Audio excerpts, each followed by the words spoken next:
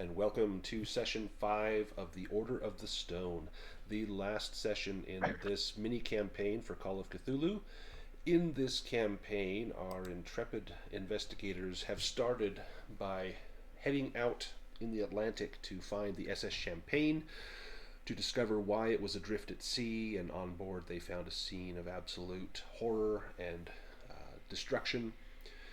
They were sent to go find this Professor Nicholas Sebastian. They did not find any sign of him on board, but had suspicions that he had left along with several urns that he had unearthed while on an expedition in Ireland.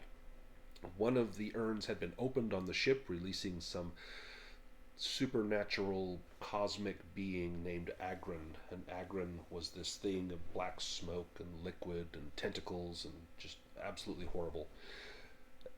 We were managed to sink the ship with Agron in it to try and stop him, and made it back to Boston. And a few weeks later, got word that one of the members of Dr. Sebastian's team was killed in the town of Greyport to the north. And we concluded that if he was still alive, perhaps Professor Sebastian was still alive. Investigating that, we found a friend of Professor Sebastian, Mr. Lucas Barnes, and we sought out his home. We were stopped by some robed figures that represented the Order of the Stone, an ancient sect set up to protect the world from the creatures in the urns. They instructed us that they would assist us as they could. We were familiar already with Michelle O'Shaughnessy, one of their members, and we met her brother Tobias. They taught us spells to bind and burn and ward us from this beast. We followed the clues to Chopakta Ridge, an old abandoned boys and girls camp where some unfortunate deaths had happened a generation before. The camp was in ruins, and we also found it to be the scene of a gunfight. We found one dead member of the Order of the Stone, and Tobias O'Shaughnessy was badly wounded as well. And he warned us of the trap on the tower, which Stella had climbed, and William ran out and warned her, and she leapt free just as a great gout of blue flame erupted from the tower. We made our way across the lake where the professor and Rebecca, clearly not skilled in paddling a canoe, tipped it over and came face to face with ghostly figures lurking in the lake. The professor nearly swam down to his death in a bout of madness, but was saved by Rebecca's reassuring voice and calm demeanor. Making it across the lake, a 2-mile trek, we found a pond, and along this path and the pond, there were telltale signs that Agron had passed through here. We continued a short distance beyond that and discovered that Agron had now become joined with the second part, Talon, Agron Talon, and was consuming a deer that it had captured. And it didn't just consume it, but it basically turned it into some sort of undead servant. William shot the deer, and Agron Talon attacked Stella, laying her dead with a single blow, at which point William lost his tenuous grip on sanity.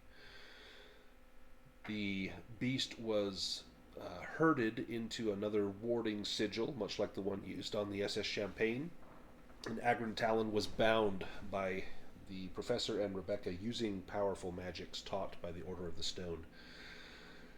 The party realized that the end was in sight, and they needed to retrieve the 3 casks, the 3 wooden barrels that they had prepared to rebind the essences of Agron Talon, and the third part that was still missing.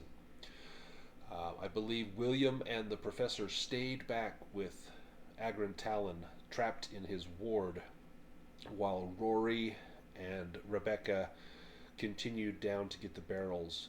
during which time they stumbled upon a hunter hiding in the woods named Samuel Johns. He had seen the bloodshed down at the camp and had hidden in the woods as Agron Talon passed by. And he's running very low on sanity, and he will do what he can to help, but he will only last so long, it would seem. And so now this is where we find ourselves, the professor and William up near the pond at the northern end of the trail, guarding over Agron Talon, who is trapped in this warded circle, while Rory, Rebecca, and Samuel head down to their car to retrieve the barrels. What remains is to return with the barrels to find the third part of Agron Talon's form, which is still trapped in the third urn. And it is about dawn when you get back to the cars. And this is the day, this night coming up will be the full moon when the third part is released, and so it is of the utmost importance that this take place before that part is released, and particularly before it is rejoined with the other two parts. And so you can only hope that it remains trapped in that ward. So where we leave off, let's say we've got, or where we left off, let's say we've got Rory and Rebecca and Samuel back at the camp getting the barrels from the car. Is there anything else that you do while you're here or on the walk back to the car along that trail and across the lake in the canoes? I think just getting these barrels back to where we found them is probably the most important thing. Okay. Anything else you want to obtain from the camp? Yeah, Rory would like to find maybe like two blankets and then just estimating like based on the urns that we did see, just something that would look sort of urn sized. So you didn't see the urns, but you saw the broken fragments of them, and so you would be able to probably estimate its size. Give me an intelligence roll with a bonus die since you've seen two of these broken urns, just to see how well you can surmise the rough size and shape of it. Oh, well done. With an extreme success, yeah, you find um, with that level of success, you find there's a room that has a bunch of trophies, and there's like a big trophy, like a cup, for like the best camp counselor or something, 1911 or something, and it looks like this is about the same size as those urns. It's a great big trophy cup, and this would be approximately, you think, the closest approximation to the urns. I'll take that with me and just wrap that in one of the blankets, and then just have a second blanket with me for later. Okay. What about Samuel? You were kind of new to the group. You get back and your vehicle is there. Is there anything that you would want to get from the camp or the vehicle, or anything you would want to communicate with these two? Right. I guess they probably would have been chatting while they headed back. I think Yeah. Samuel would have wanted to know how um the Shaughnessy was. I can't remember his first name. Yeah, Tobias. Yeah, because they were that he lived enough for us to talk to him last Right. session, as I Yes. recall. So kind of just rounding up survivors, knowing what happened while he was absent in general. Yeah. So when you get back to the cars, Tobias was put in the back of one of the cars and kind of wrapped in blankets and left there to be safe. And you find him, and he is recovering. He is still very weak, but his color looks better. The bleeding has stopped. He is thankful for what you've done, and he is eager to hear of your plans. And do you tell him kind of the situation, or do you lie to him?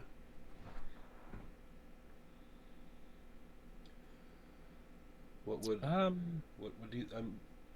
Samuel probably doesn't know him, Right. but what about Rebecca and Rory? They would know Tobias. In fact, Rebecca probably the most of all. She has spoken Yeah, directly to Rory you. didn't really speak to him. Would In fact, Rebecca? Rebecca was the one who started the negotiations when Right, we right. first So he met them. probably has the best relationship with Rebecca.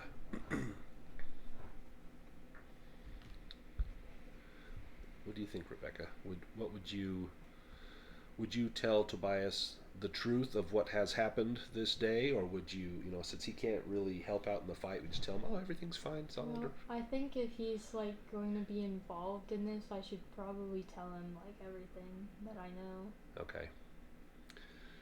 He is he is relieved to hear that you have caught Agron Talon in the ward, but he is very doubtful that it will remain in that ward, just because of his wiles, and that even though his physical form is trapped, he can speak directly into the consciousness of those around him.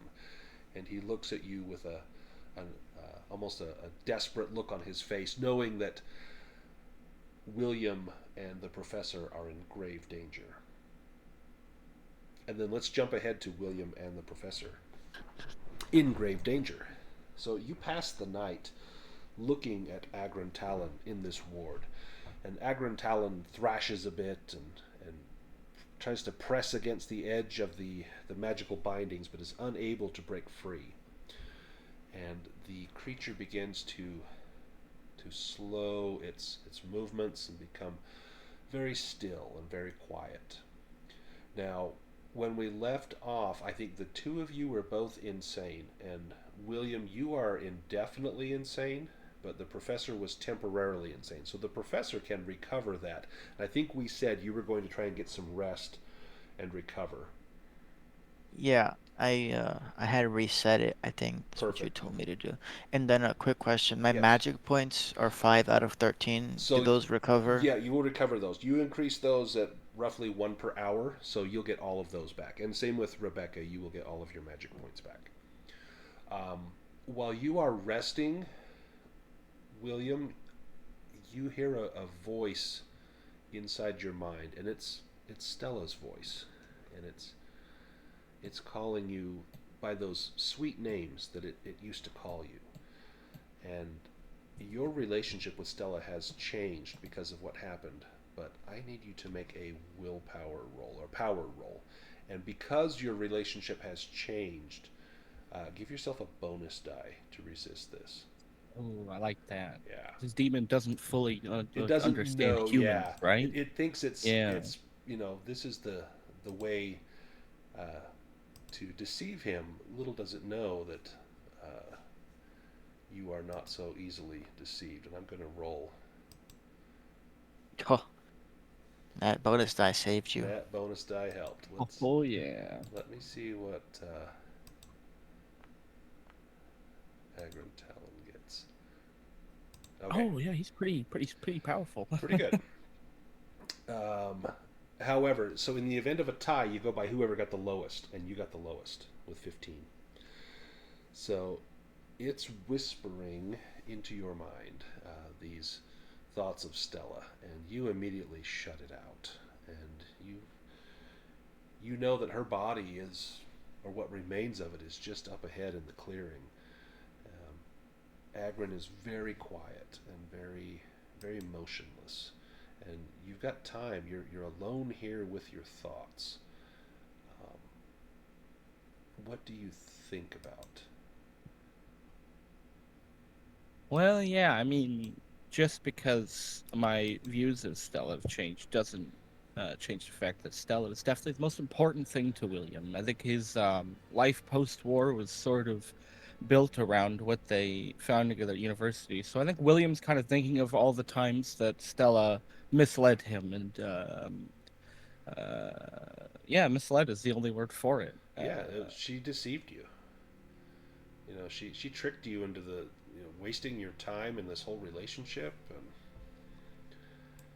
and it was it intentional? Was it malicious?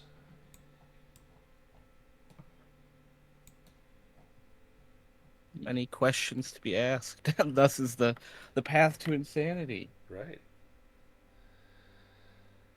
And as you're mulling these thoughts over, you notice that the breeze begins to pick up ever so slightly, and as the breeze begins to pick up, you hear that little piping, grating sound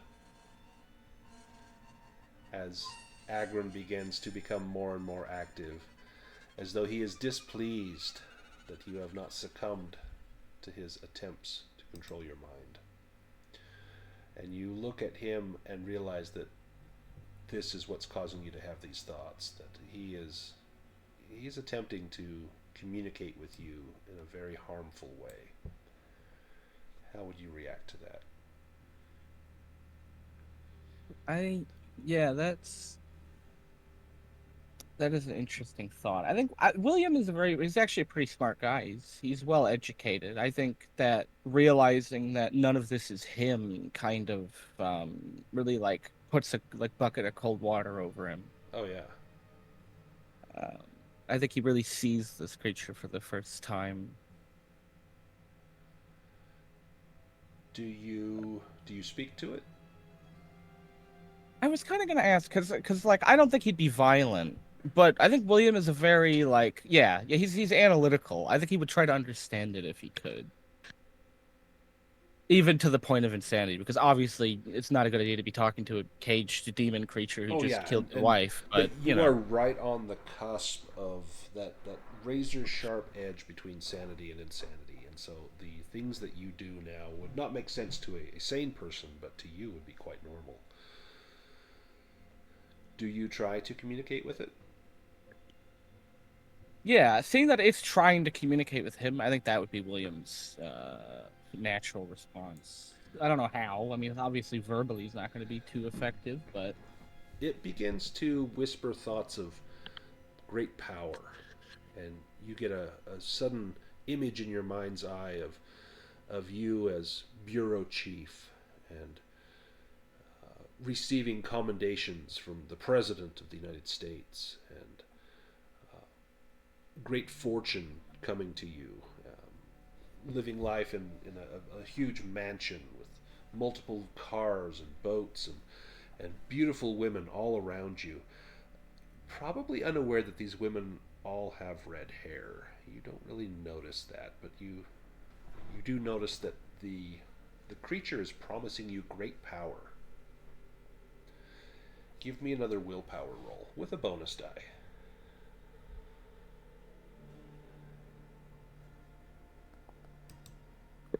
Oh oh, man. Let's see what we got here.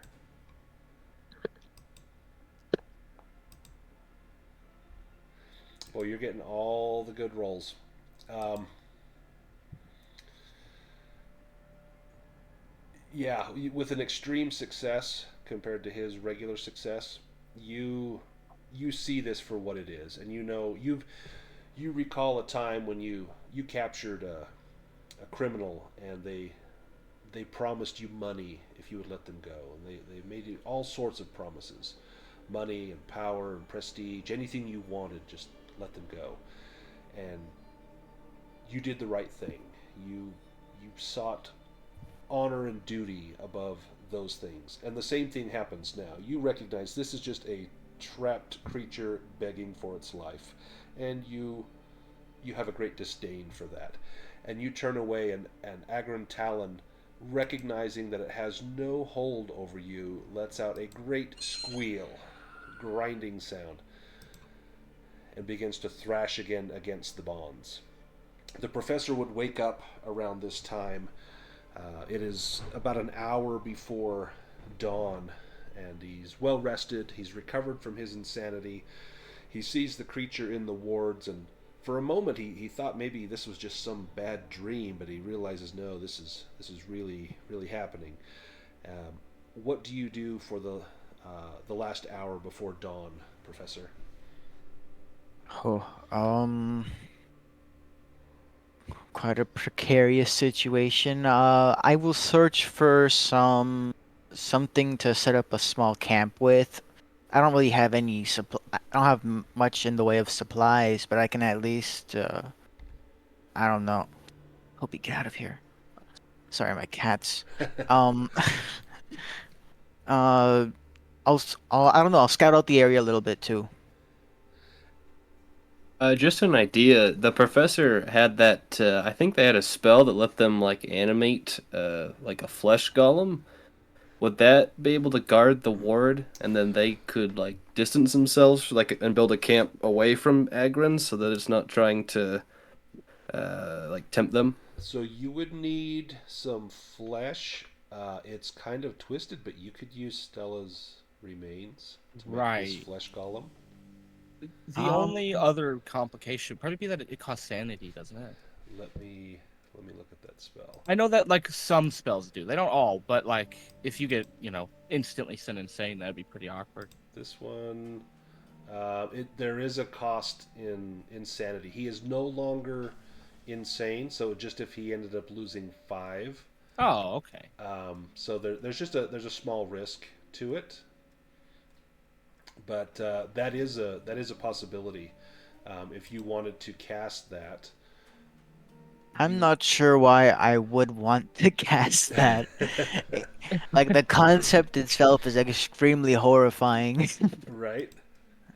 I mean, if I was in more dire circumstances, I would consider it. But a spell was a good idea, but at this point, only other thing is a flesh ward.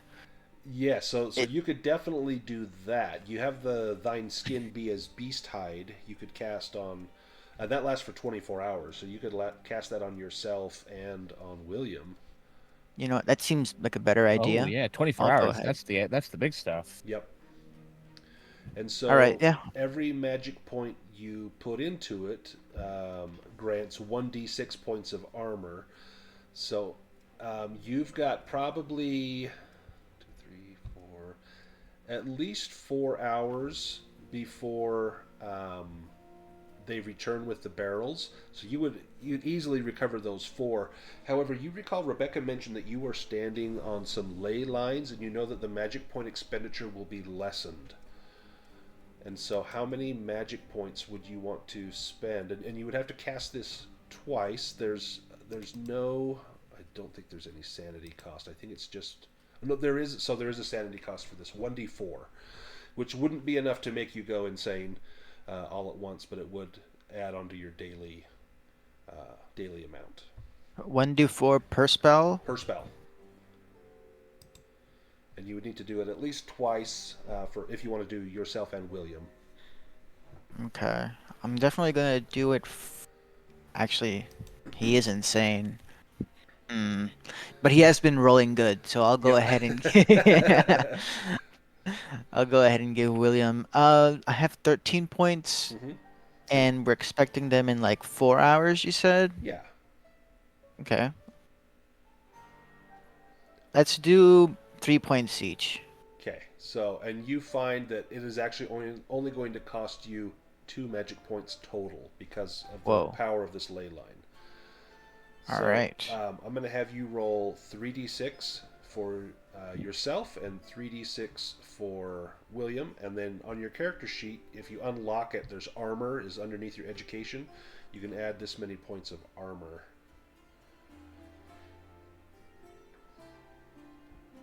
Hold on, let me do this step by step. Yeah. Two. Should I roll them both at the same time? Um, you can do them separate. If you want to cast the spell, if you double click on the spell, there should have a cast button, and Oh yeah, I can do that. that should Yeah, yeah. automatically do your sanity points that you'll lose. Okay.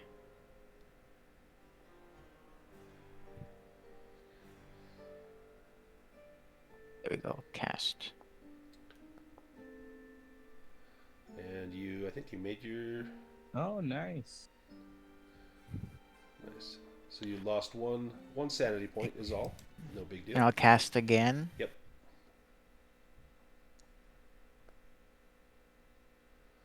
Oh. Whoa. And you lost 4, but you still didn't lose 5 all at once. That's 2 separate rolls. So then, if you want to roll 3d6, and then you can do another 3d6.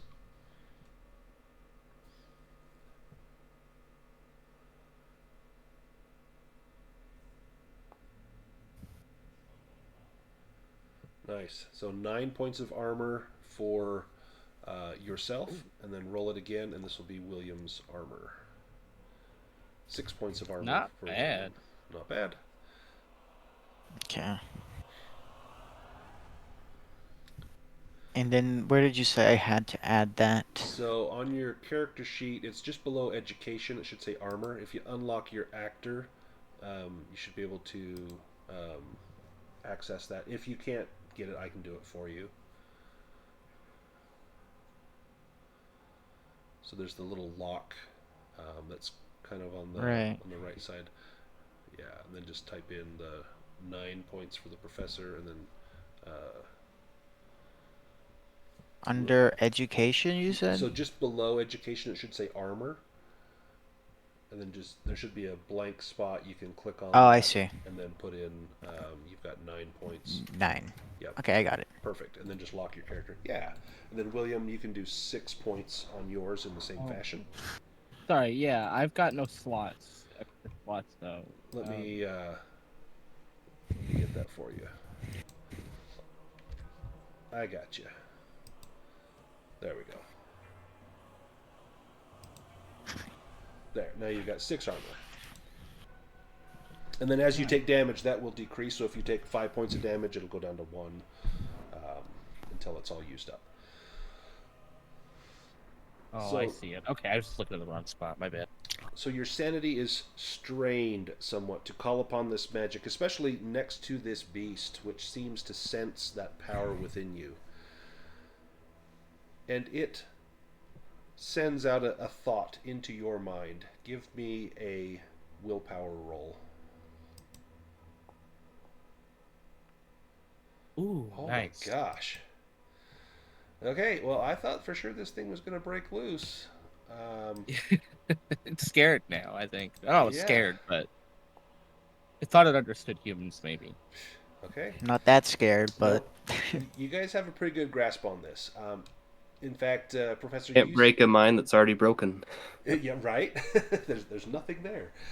You sense that this thing, for the first time, maybe actually is exuding an aura of fear, as though it realizes it will not easily dominate you.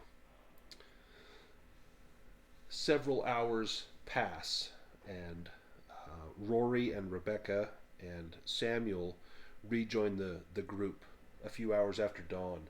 The professor, you've made a nice little camp, a place where you can get some rest, and keep an eye on this beast. And even though it has attempted to scour your minds and find your weaknesses, your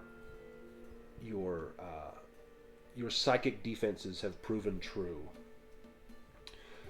Rebecca, when you return, are you surprised that the professor's still alive, or surprised that the creature's still here? What was your expectation? I'm very happy that the professor is still alive. I'm surprised that everyone's still alive. I am surprised that the creature is still confined. It is still there. You inspect the warding. Give me a willpower roll as you, or sorry, an occult roll as you look over the warding. imagine she fails and smudges one of the Right. things. Oh my gosh! Okay, you guys are Wow. rolling like below 10. Like, this is amazing. Yeah, we really saved up for this moment. Yeah. Yeah, you're like, what's that? And accidentally break the circle. No, you check it out, and it looks intact. William and the professor have done a great job of protecting this from anything that might have tried to disturb it. What is the plan now? You've got Agron Talon bound. Don't we need all 3 of them at once to bind Yes. them all? You Okay, need so- to find the 3rd urn, preferably before they have released Soth, which is the 3rd part. Otherwise, it's going to get much more difficult. And the trail that you've been following leads further north beyond.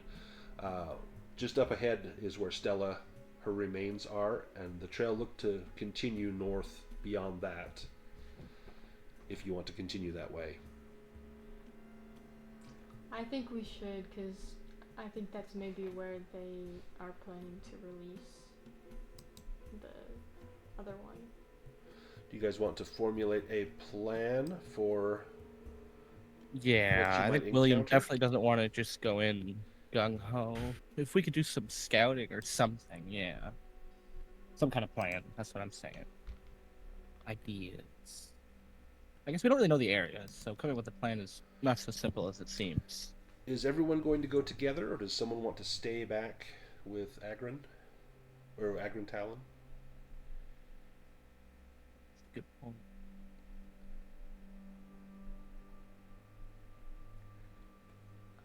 If we want someone to stay back, then I could. To watch over You did it. make the ward. It might be a good idea Yeah. for you to stay back. Yeah, that's what I was thinking. Right. The professor's feeling eager right now Yep. after, feeling confident after winning against the creature in a psychic battle. Yeah. I want to go ahead, charge ahead a little bit. Does William and Rory and Samuel go on ahead as well? Yeah, William wants to be proactive, and if the professor wants to lead, he'll certainly follow. See how easy it is. To Yeah, I split think the Rory party? is eager to go. Okay. Let me just get this on my screen here. Just remind Rebecca that it's not a cat if it starts making cat noises. So as soon as they head off, Rebecca, you hear No. the sound. Oh. We'll come back to that in just a moment. Let me get. Let's see. There we go. We're all on the map. Up ahead, we find this.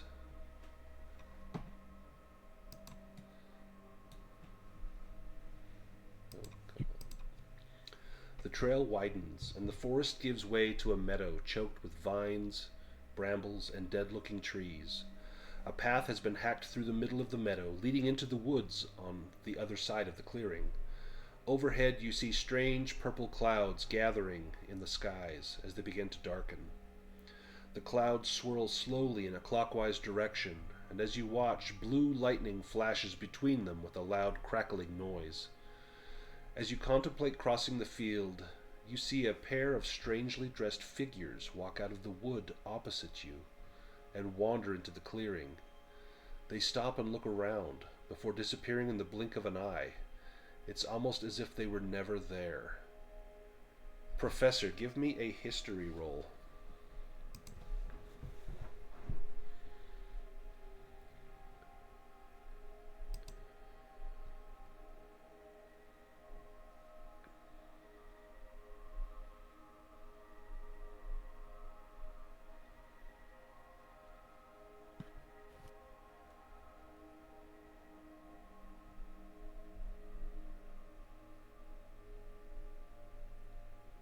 Hassan, can you do a history roll for the professor?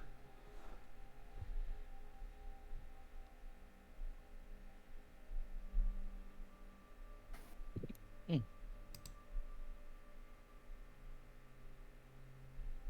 Oh, are we good? Oh, Yeah, we both got there it I at can the hear same you. time. Yeah. Perfect. I thought my internet went out, but then I I thought refreshed so the too. Google Yeah. page and it was fine. Yeah, it looks like it was Discord. Can you give me a history roll, Hassan? Oh, yeah, here we go.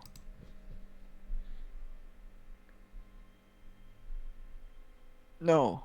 Wait, I got 65. I'm gonna spend some luck then. You can spend luck or you can push it if you want to. You've got a 50% chance of getting this if you push it, but it's up to you. If you want to spend the luck, I'll let you. I have 66 Oh, luck. you got plenty of luck. Yeah, I think Yeah, everybody it's else is like final below session. 30. So Yeah. you recognize their. No, did you hear everything that I said, like the flavor text, or do you want me to go over that again? There's two strange figures that walked into the clearing. Yes, and then they disappear. And these figures, their clothing, you recognize as being that worn by the Puritans, the first European settlers in this area. Quakers. Quakers, absolutely. And Uh-oh. They're my greatest fear. give me a sanity roll. Wait, no, I was joking. Oh wow. Easily done. You nailed your score. So, you have already seen a ghost within the last 24 hours in the water, and you recognize this that these are ghosts as well.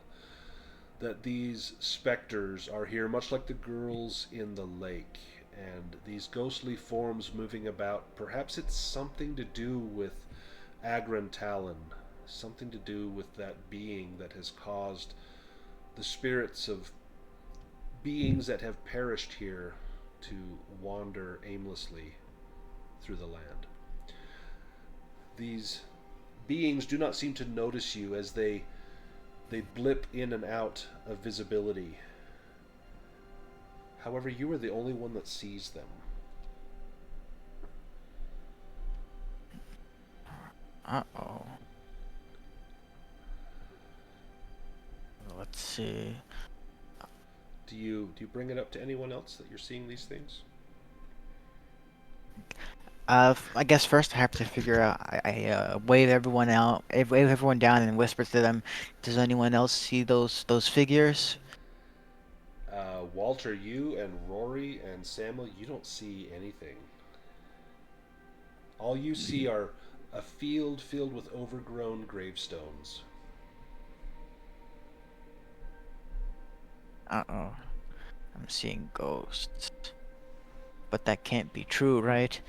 Uh, maybe we should approach them? Weren't you able to talk to those ones on the water?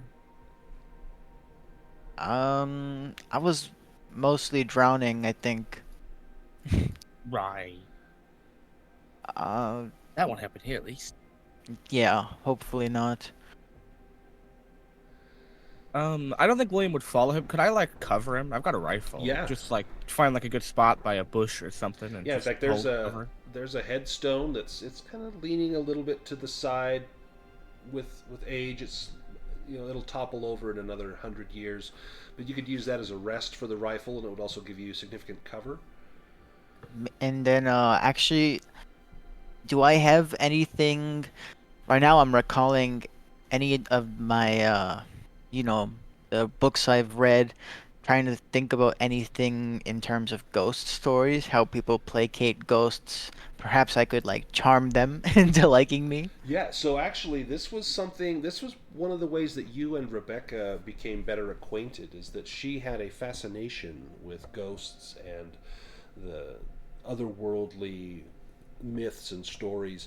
And you know that there are stories of poltergeists, mischievous ghosts, but then there are also tales of spirits that wander, that offer warnings or try to impart wisdom, or perhaps they are lost and seeking something. And these do not seem to be mischievous. These seem to be perhaps saddened as they walk through this field.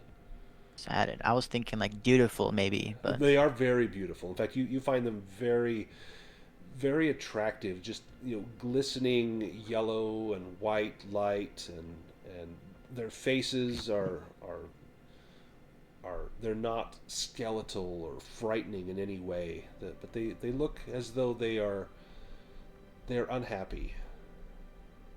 all right. Let's see. Do we have anything on us that we could use as an offering or something like that? Um, so I know you're always supposed to. You can't just go in empty-handed to a ghost fight. Come on. I mean, a encounter, Yeah, ghost encounter. yeah. What would you give? Oh, you know what? I have something that's of great significance to me. Mm-hmm. Uh, I don't know if I want to give away my pipe. Right. Maybe I can have them offer to take a puff of it. I don't know. Um, Yeah. Do you hold out your pipe? sure. Yeah, let's try that. I'll try and charm them.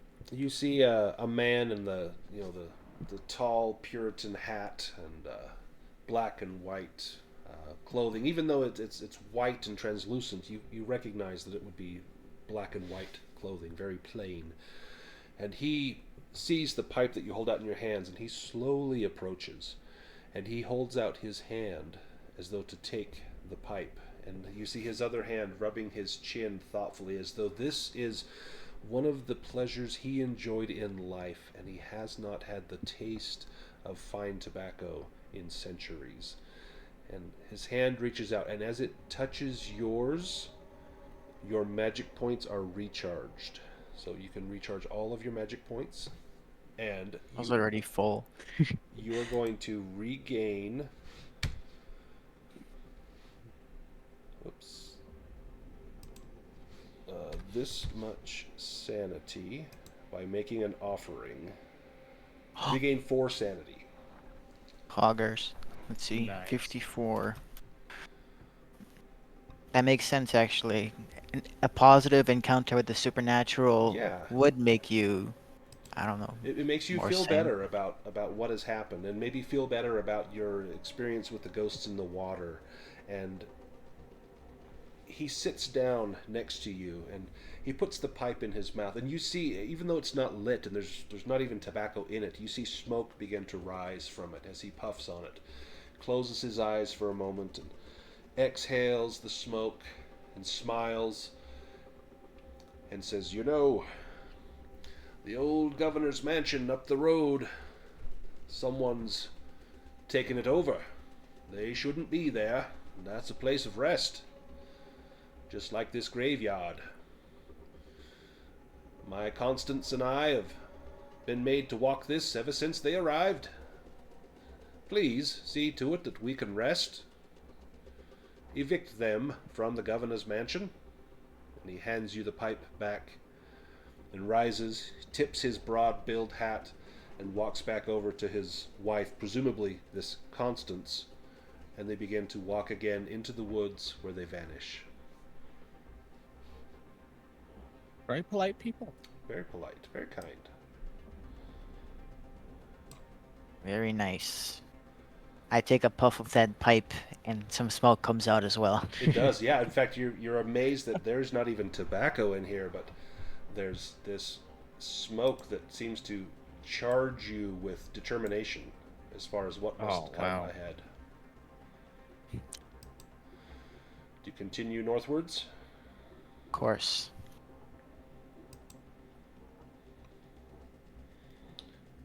You find the end of the trail, and I'm going to take us to a new map.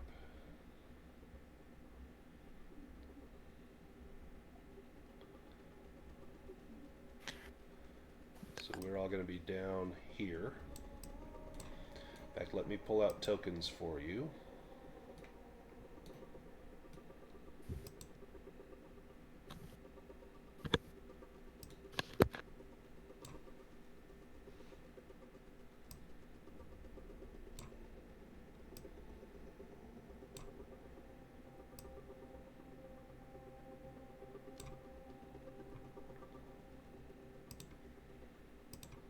Okay.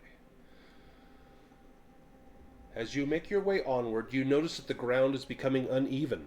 The trees are also thinner than those you've seen previously. Soon you come across the first ruins, ancient foundations, a stone fireplace, a low moss-covered wall, and other remnants dot the increasingly sparse woodland. Overhead, the storm rumbles on. Lightning flashes across the sky. Finally, you come upon a large, flat area, overgrown by several centuries' worth of vegetation. It appears to be an old plaza. In the center sits an ancient fountain, crowned with a statue of a robed woman kneeling in prayer. The fountain's basin is broken, while vines entwine the statue's body, coiling tightly around her wrists and neck. Numerous ghostly apparitions mill about the plaza. Among them are several people who are clearly flesh and blood, despite their disheveled appearance. Another apparently real figure, a young black man, sits by the fountain, his head in his hands, weeping softly. Let me put him on here. He is by the fountain.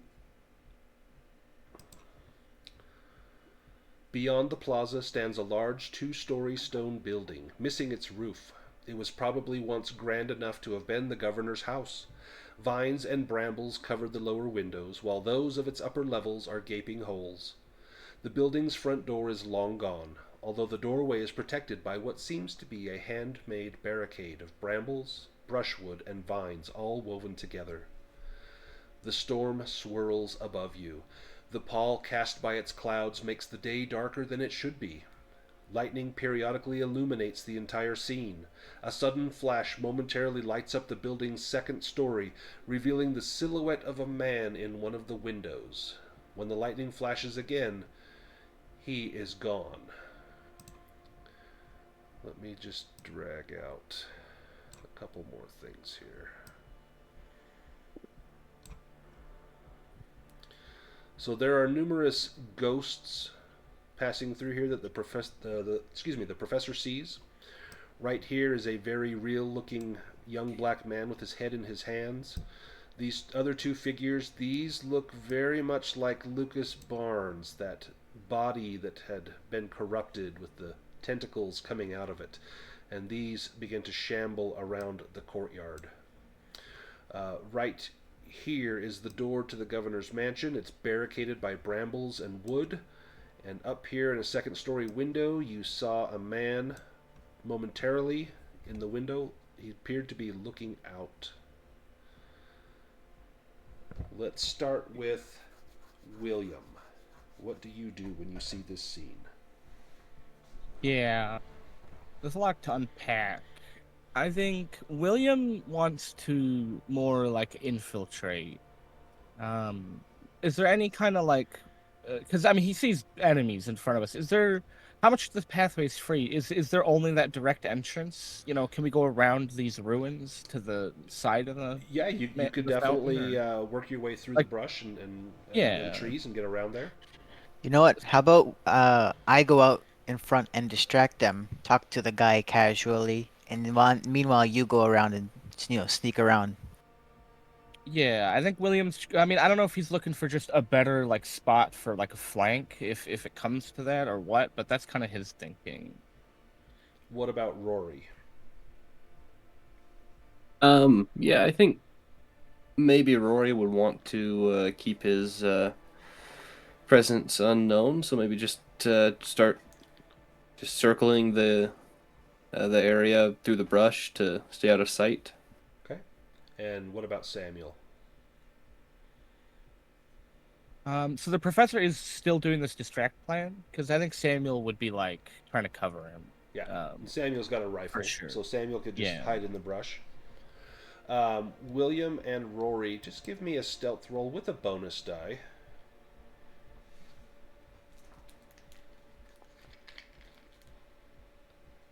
Oh wow. Oh boy. Well, can I push that? You can push that luck, or push that roll, or spend luck. Even if I had triple the luck I have, I wouldn't have been able to push it or use the luck. So yeah. So pushing that, you find that the going it's a little tough. You have to backtrack a little ways, and it kind of slows you down.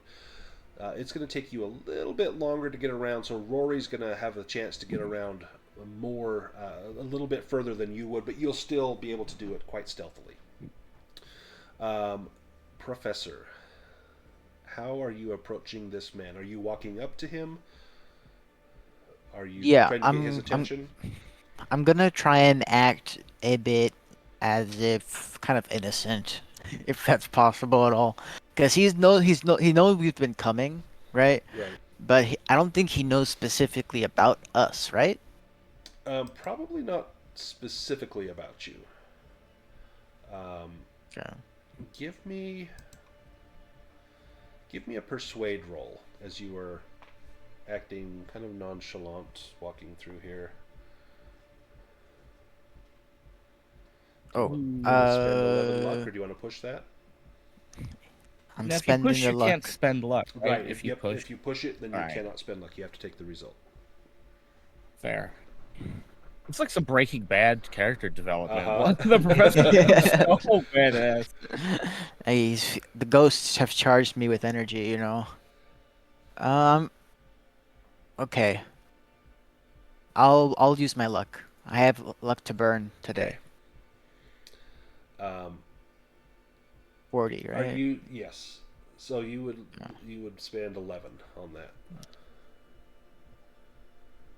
As you are walking there, are you trying to be stealthy at all, or just No, no. okay? I'm trying to act as if I'm someone who's here for unrelated reasons. Perfect. I'm gonna actually pretend as if I'm panicked and a little panicked and confused about some weird stuff going around, and I'm gonna ask him about it. Perfect. Um, you see this this young black man. He looks very nervous, very distraught. I've got a picture of him here. He looks to be a student. He's of 25, 26 years old, and he looks as though he has made some poor life choices. You've seen this look in students, and he wants to get out of this, and he doesn't know how. He looks like he doesn't know where to turn, but he is clearly in over his head. And he looks up at you and sees you, and he kind of squints and blinks for a moment, and then you see this look of maybe this is my chance, fall over his face. And he rises up and steps up to you and says, "What are you doing here?" Oh, well, hello there, lad. I was just taking a walk in these woods and I'm mighty frightened. There's these odd happenings going around. Do you have any idea what could possibly be causing all of these shenanigans? "Oh, you are in the wrong place at the wrong time. You do not want to be here. Look, you you seem like a nice guy. You got to get out of here before he sees you." Who? "Sebastian, he's in the house. Him and Mickey." Well, are they criminals of some sort? Why would I need to be "Oh, afraid of them? you have no idea. You have no idea." And then he looks around at those two lumbering creatures, the humans with tentacles falling out of them. Um, "Do you not see this? Look, you and me. Let's go. You can help me, right?" Uh, I believe I can actually. He reaches into his pocket and he pulls out a journal. And he says, "Look, no matter what happens, you've got to make certain that this journal makes it.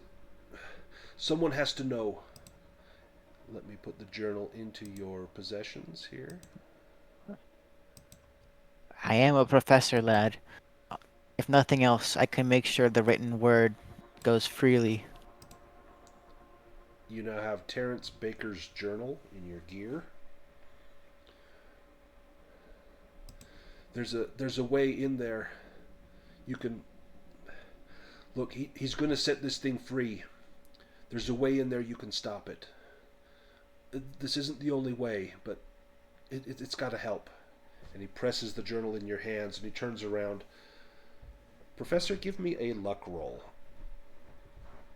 Oh, I spent that. Uh, No.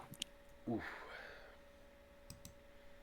As he hands you the journal, this creature over here turns its head and looks at you, and it begins to move towards you. And you see that this is the same foul creature that was in the basement of the Barnes house. This is a man turned into something abhorrent. Uh, I quickly make a look towards Samuel and make a pointing gesture, like really frantically. Samuel, The signal. do you take a shot? Yeah. I mean, it couldn't be clearer what his intentions are. The professor's. Okay. I mean, he can see the tentacles from there, right? Oh yeah. So if you want to take a shot on that guy. I'll give you a bonus die because you are aiming. Because It's an you've had. ambush too, Yep, right? it's an ambush. So actually, give yourself 2 bonus die. So because you would be surprised, and you have a chance to aim. I just rolled with using the rifle. Was I supposed to roll using my skill? Nope, you can do the rifle, and then it's over Because in I the. can't. Oh, I can't. Okay, Yep. I don't know if you adjusted it, Yeah, but I I couldn't just move the adjusted bonus it. die. Yeah. Okay. That's a lot of dice. Oh, and That bonuses were useful. Yeah, I saw so 70 in there. so this is an extreme success. That's a penetrating shot, an impaling shot. So it'll do maximum damage plus you get a die roll. So go ahead and roll damage. You are like destroying all of my bad guys. Oh. Oh my gosh. Wow. I mean, this Okay. guy is a hunter. Yeah. This is an easy shot for him. Easy. So headshot on that guy takes him out easily. Um, there is the loud report of a rifle blasts through this courtyard, and all of the ghosts turn and look at the professor, and this beast here turns to look at the professor as well. Rory and William, you hear this shot. Rory, you're a little closer to the mansion. What do you do? Is there like a window or just I want to find a way to get in that I can get in undetected. There's a few ways. Give me a spot hidden roll to see if you can find a way that might be quiet. And I assume you guys left the barrels back with Rebecca, but did you bring that trophy and the blankets with you? Yeah, I did. I probably just have that in like a pack or something. Okay. Yeah, you could have tied it to your back with rope or something. Um, you find a window with your hard success that looks like the brick would hold enough that you could slide inside and not cause the wall to collapse or knock anything loose. So if you want to get into the building, I'll move you right inside, right there. William, what do you do?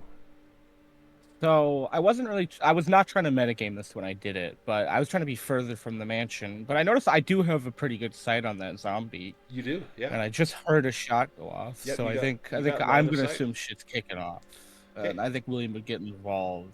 He's still pretty well hidden. Yeah, if you wanna Advantage. do that with 2 bonus die.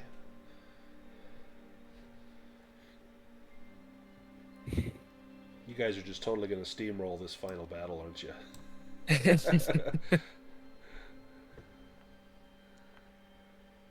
Oh, that was a 0 for a Ooh. second. Unlucky. That is a miss. So it makes sense because as you shoot, this creature is moving towards the professor, and the shot careens, and you see a spray of debris off the corner of this building over here. So, Rory, you now have heard a second shot. You're inside the building. There's no one in this room, but there's no doors. Everything's kind of rotted, and you can see up in here, you can see people moving around. You see kind of the little glimpse of motion through that crumbled bit of wall right there. Let's go back to the professor. So you're talking to Terrence, and this thing is now turning and coming at you. What do you do? I have a revolver, right? You do. You have a revolver. Okay. You also have your fire spell if you want to do your fire spell. I'm gonna first, trust God's hammer in my hands. Nice. If you succeed, you are like the most badass professor in this country. You may have to target the thing. Just click on it and hit T, or you can right click and there's like a bullseye that will target it, and then you should be able to roll your pistol. This is the pistol you picked up on the SS Champagne, right? I think so. Yeah. One second. I'm trying to select him, right click him. Right clicking isn't doing anything. Oh wait, I think I see a button. Yeah, this is toggle target state. Are you able to click that? There we go. And then I think I pressed it twice on accident. That's okay. I'm gonna give you 1 bonus die because he's basically close range for you. If you want to. It's a zombie. Yeah, roll that bottom one.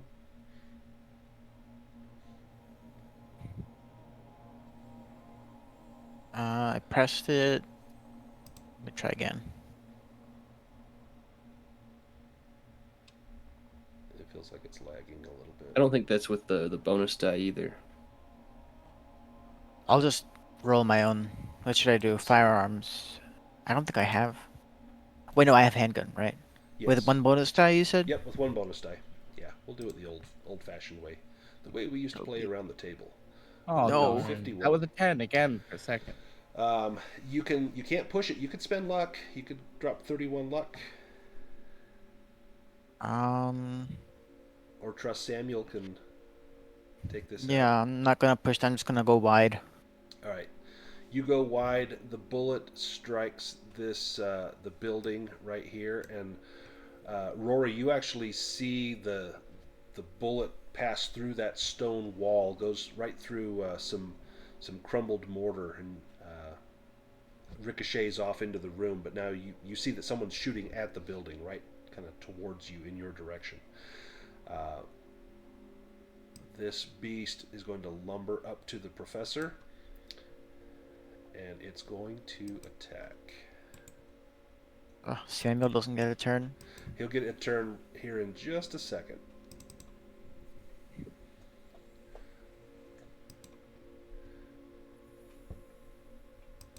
Gross.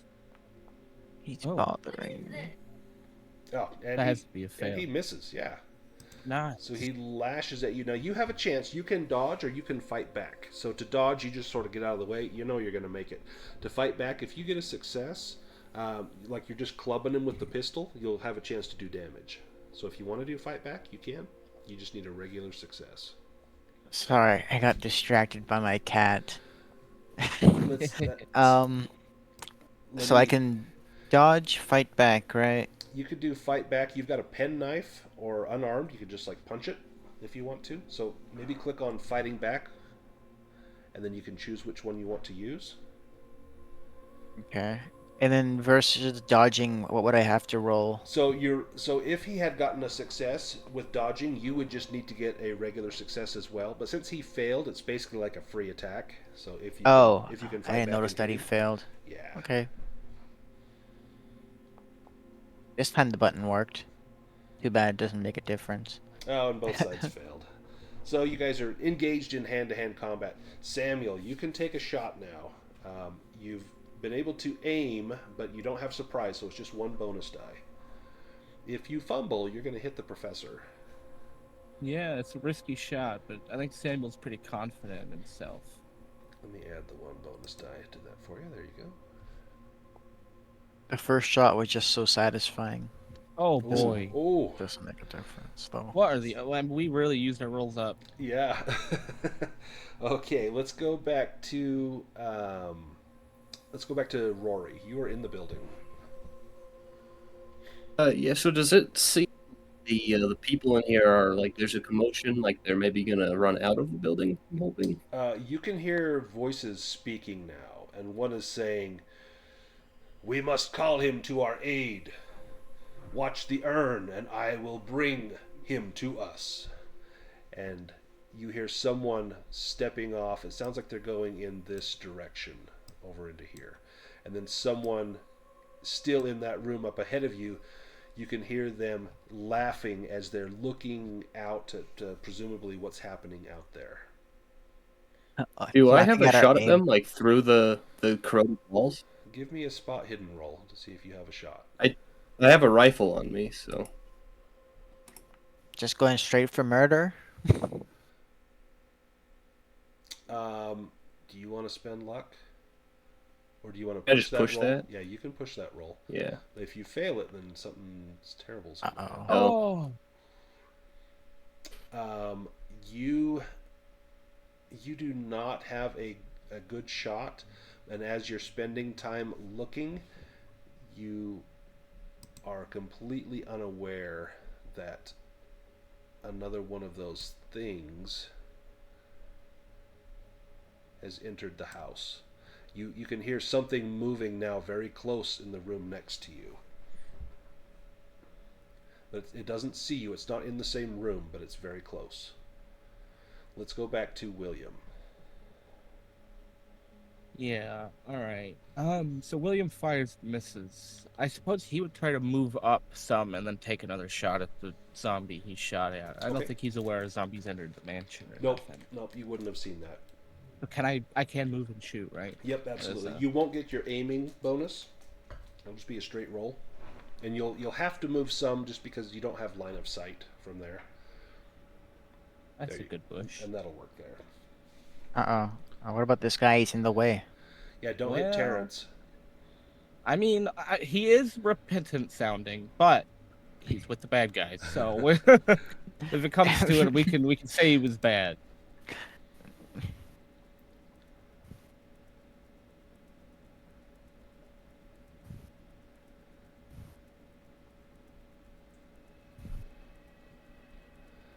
I can't. Oh, did that work? Okay, it gave me a weird message about token character sheet or something, but I see that it worked in the chat. Then can you click on it in the chat? Will it let you roll it? Yeah, that was weird. There It it just goes. told me there was an error. Oh, goodness me. Ooh, man, you guys were doing so well. I've got such good firearms, too. You hit the statue, and fragments spray over the professor and the creature and the Terrence, the young man sitting there, the student. Professor, what do you do? I guess go for another knife. Go for a knife thing. You want to do knife? You do have your fire spell. If you want to call fire down upon it. Oh yeah, 1 second. Let me check. I don't think that has a sanity cost. No, it does.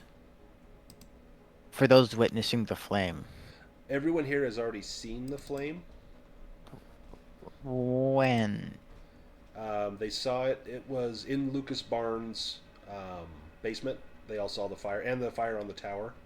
Oh, right, So right. everyone has Sorry. seen this. So it says it will cost 8 magic points. It's only going to cost you 4 because this is the Nexus of Ley Lines. So all magic spells are reduced by 4 here. Yeah, that's the right move. I'll go for it.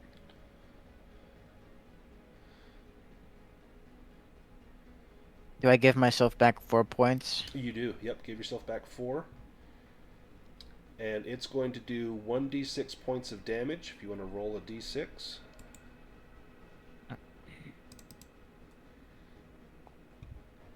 Nice. Nice. Oh, man. And the armor that it has does not protect it from this. Oh, come on. Perfect. And it is down almost in half hit points. And there's just a huge column of fire there. And if it remains there through the start of its turn, it will take additional damage.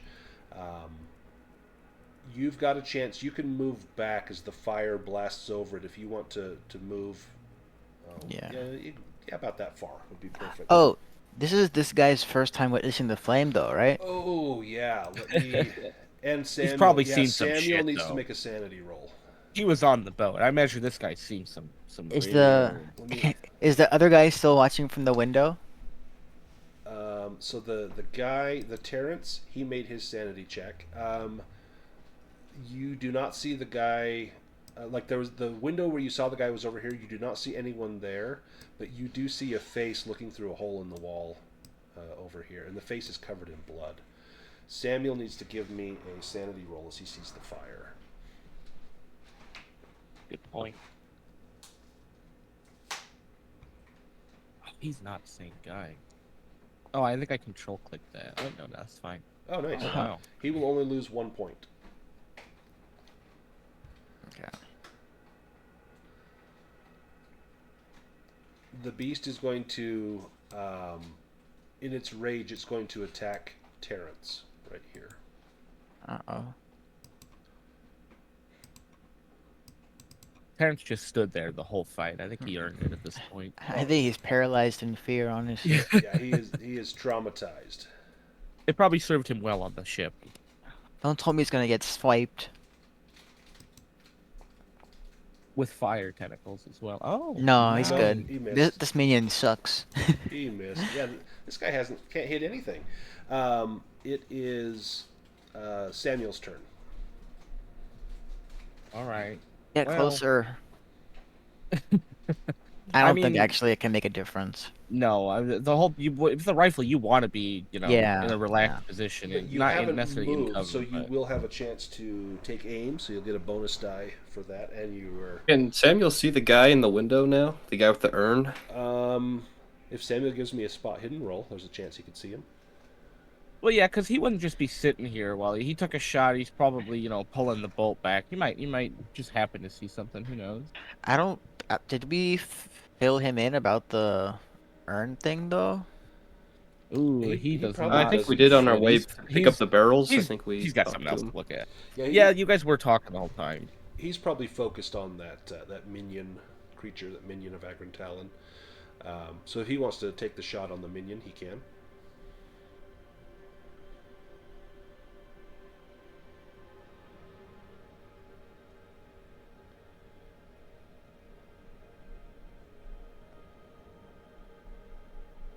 Oof. Oh boy. Oh, could I do another roll? I didn't do the Oh, you bonus. have the bonus die? Yeah, go ahead. We'll take the better of the two. Could crit fail. You never know. Right. I guess that'd still not be the worst thing to happen. Oh, hey, there we go. That's a success. Go ahead and roll damage.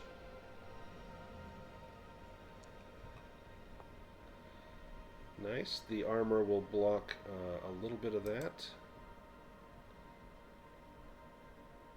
Nice. Oh, it's almost dead.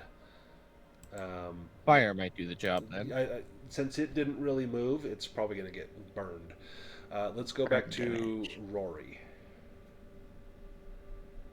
So if I sneak into this room next to me to get away from the zombie, This one here? and I just want to see if I can just look through the walls and see if there's a hole in there that I could get a better shot from this adjacent room. Give me a stealth roll.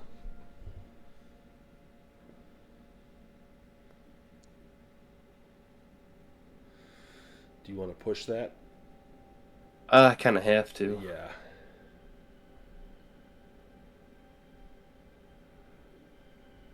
Oh, do you have 21 luck, or do you want to save your luck? I'm not gonna spend it.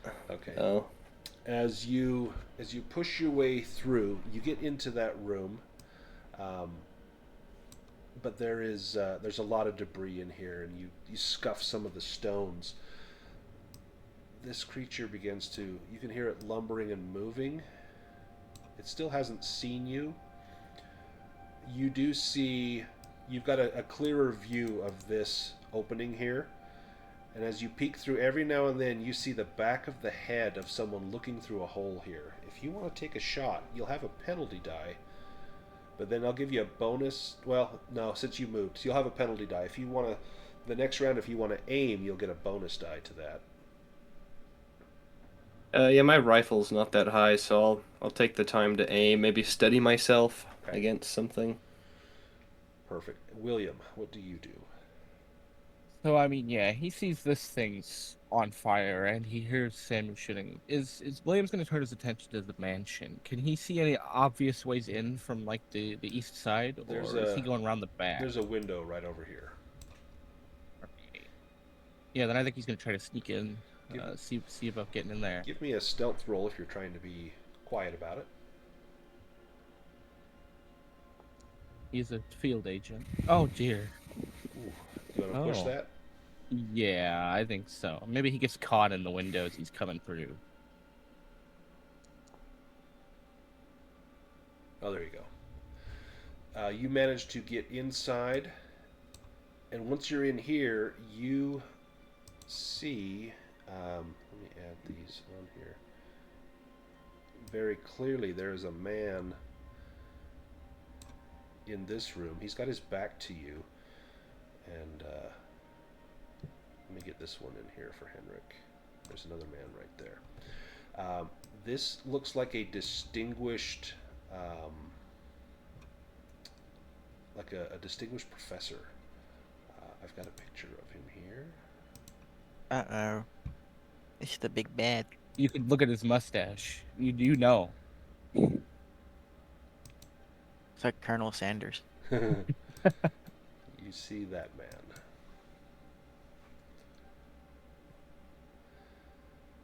He's not looking at you. Come on. He's kneeling on the ground, waving his arms over something he has drawn on the ground, some sort of symbol. Okay, so that's appalling. Let's go back to the professor. You still have your flames on that creature. It's attacking Terrence. What does the professor do? Here to save this guy. It sounds like, I mean, I'm kind of compassionate, and now I kind of see this guy as someone I need to protect. Let me Okay. see what I can do. This thing's on fire. I don't know if I should touch it. You could try and pull Terrence away. If you make a luck roll, maybe there's some stones at your feet you could throw at it. You do have your penknife you could throw. I guess there's no rocks. No rocks here. I'm gonna just try and pull him back and pull Terrence back. Give me a dodge roll as you get in there and try and pull him free while he's being assailed.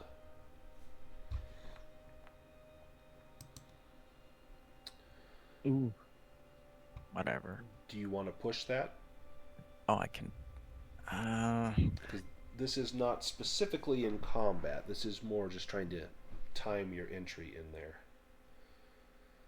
I mean, I don't want to do a push fail because I might just hurt him, right? Right. But he is in danger.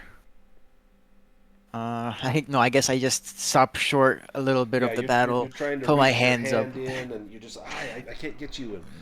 But thankfully, within moments, the flame spurts up again and obliterates this enemy, wiping him out. Phew.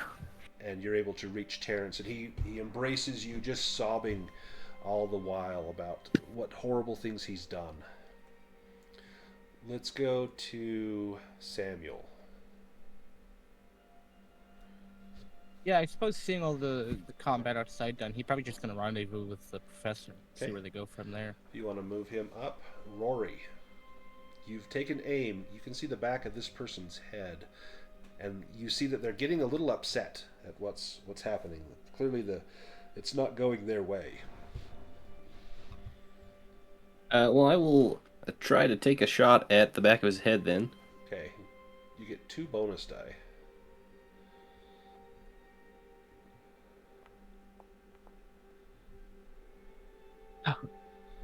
Oh. Do you want to spend 4 luck? I'll spend the 4 luck. Okay. I can't prevent death anymore, but it doesn't matter. We're almost done Yeah, here anyway. that's the end. Then roll your damage. I think is it 1d10? The 30-6, 2d6 plus 4. 2d6 plus 4. Okay.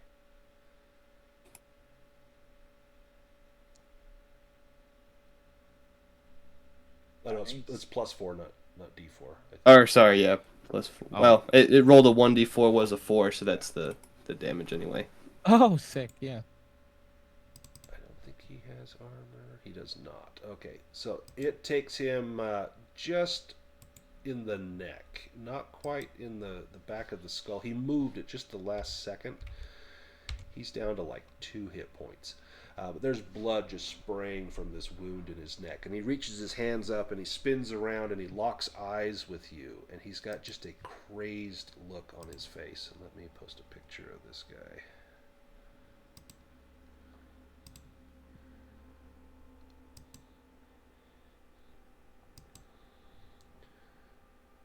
And he's looking at you and grins and begins to run towards you.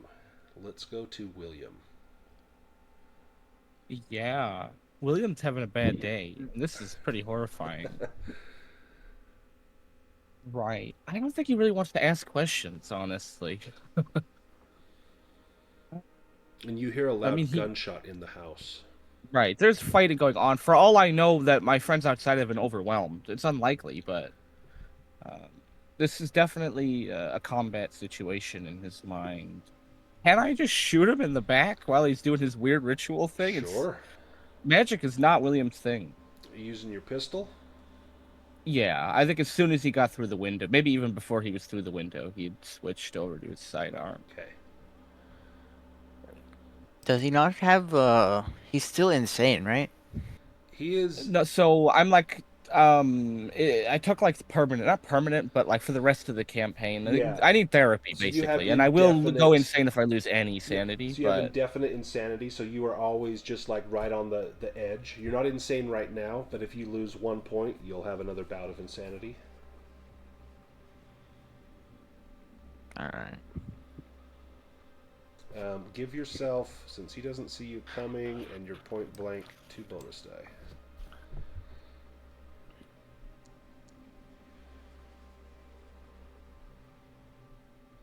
Okay, so that's a success. Go ahead and roll damage.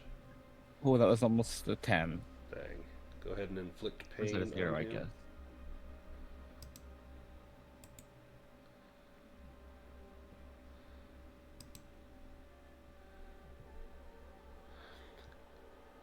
He needs to make a constitution check.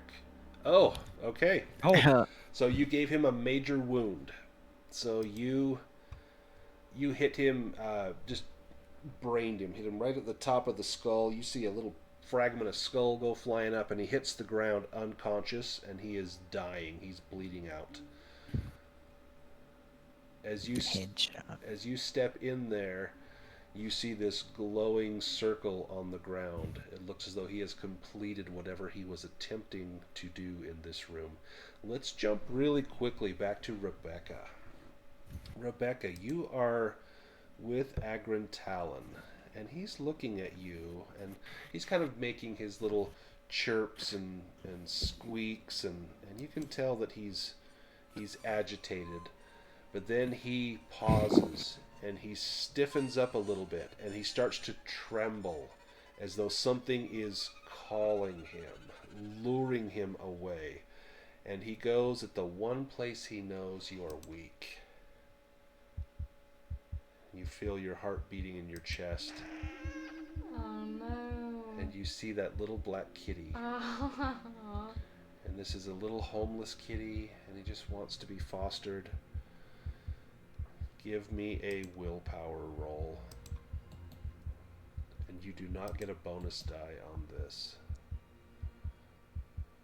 Oh my wow. gosh. Hero moment. You've got to be kidding me. Oh.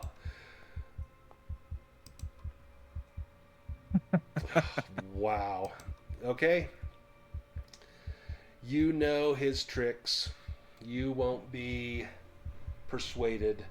You do not set him free, and he thrashes as though he's being torn in two.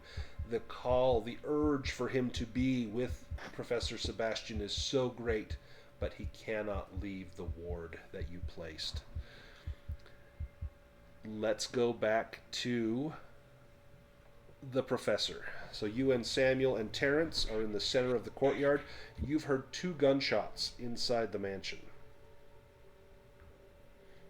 Oh, uh, let's go check it out. You might need support. As you head in, Rory, you are engaged in hand-to-hand combat with Mickey Spill as he's trying to smash through the wall to reach you. You can go first. I think my brawl is better, so I'm just gonna. Can I just walk up and just like punch him like in the neck where it's like bleeding, where the gash is? See if I can open that up more. Yeah, you've got an item that's special to you. Do you use that? I don't think I'll use that yet. Okay. Go ahead and make a brawl roll.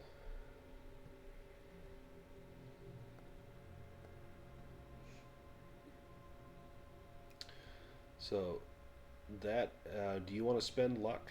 That would be 8 luck. No, I won't spend luck. Okay, he's going to fight back.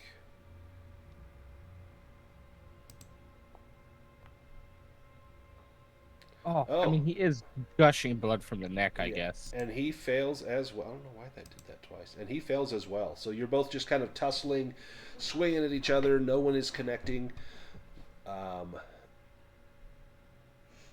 William, you've got Dr. Sebastian unconscious and dying on the ground near this glowing circle. Yeah. Um, something bad has happened. I can obviously tell. You Not don't much more than that, though. you don't see the urn in here. No, I suppose that was the next question. Well, I mean, could I shoot him again? Sure. In fact, it'll since Kind he's of messed up, unconscious, it'll but just be like a coup de grace. You just double yeah. tap him right in the I know who forehead. this is. I think I knew who this was the moment I saw him. Oh yeah. Are This you guy is wasting? responsible for terrible things. You're wasting your bullets, though. I got plenty of them, and the fucking FBI pays for it. Well, you know that you could bring him in for questioning, but instead you choose to delete him. Because he's insane, I guess. He's had a bad couple days. I think he's a very angry guy at heart. Oh yeah. Yeah. He is directly responsible for all the horrible things that have happened to you. Describe your killing blow of Professor Sebastian. Yeah, Professor Sebastian's clearly just unconscious. And it's just unsatisfying. He just like he's had to do before. He just shoots him. It's that shocking crack, and then he's no more. And there's no real satisfaction to it. But There's no last words. There's just pull it out, shoot him, and keep on walking. it's for such a passionate thing. It is surprisingly impassionate. Yeah. That's awesome. Um, Professor, as you open the door, you see another one of those minions. This minion is now at a crossroads. He can see William to his left. He can see Rory and Mickey to the right, and he can see you directly in front of him. And he looks like he's not sure where to go. You've got the upper hand if you want to act.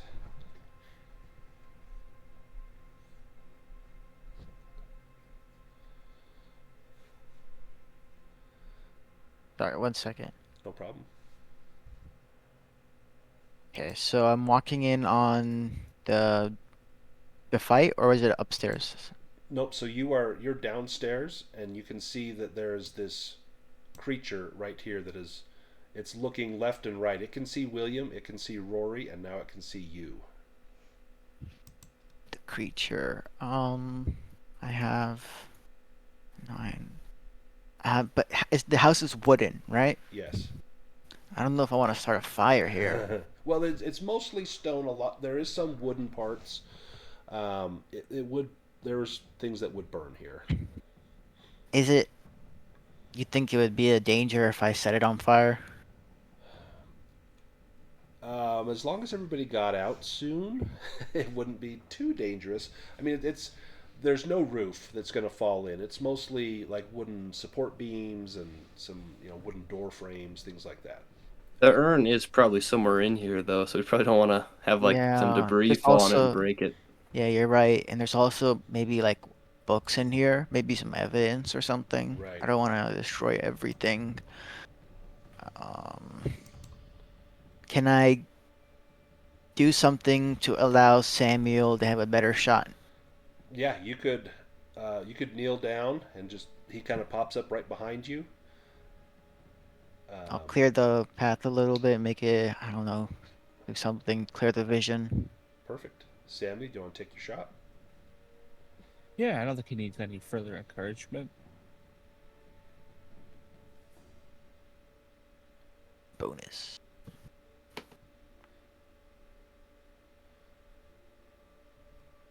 Nice. Go ahead and roll damage. Ooh. Excellent. That is This professor is badly so badass. Yeah. badly wounded. It's got 3 hit points left. Let's go to Rory. You are in hand-to-hand combat to the death with Mickey Spill. He's bleeding out quickly. All right, I'm just going to try and brawl with him again. If he's bleeding out, would I get a bonus die if that makes him weak? Yeah, I think so.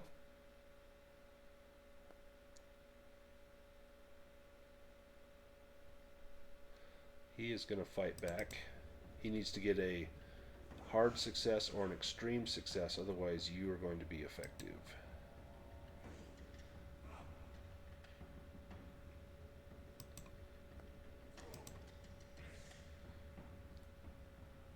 Nope, you succeed. What is your unarmed damage? It's 1d4. There we go. Or plus 1d4 plus 1d4. Nice. And I think he Holy is... crap. Okay, tell me how you take him out. Yes, I think I just probably punch him right in that gash and just open it up some more, and he just drops down and has lost too much blood, so he's just slowly dying on the floor now. As he falls backwards, a big squirt of blood comes out of his neck and sprays along a path, and you see the urn up here against the wall. Hot blood now splashed across the top of it. Well, concerned about it breaking, I'm going to hurry up to the urn and wrap it in the second blanket. So you'll be able to start moving in there. William, what are you doing? You can see this creature just down the hallway from you. Yeah, can I just step forward, get a clear shot, and then take it? Absolutely. I don't know about. I'm not saying I'm aiming. Like, I'm just walking, so, but it feels weird being in this room.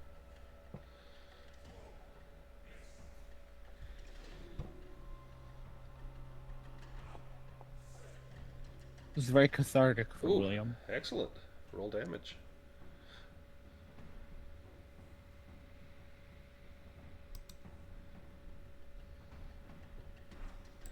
And this, take the man.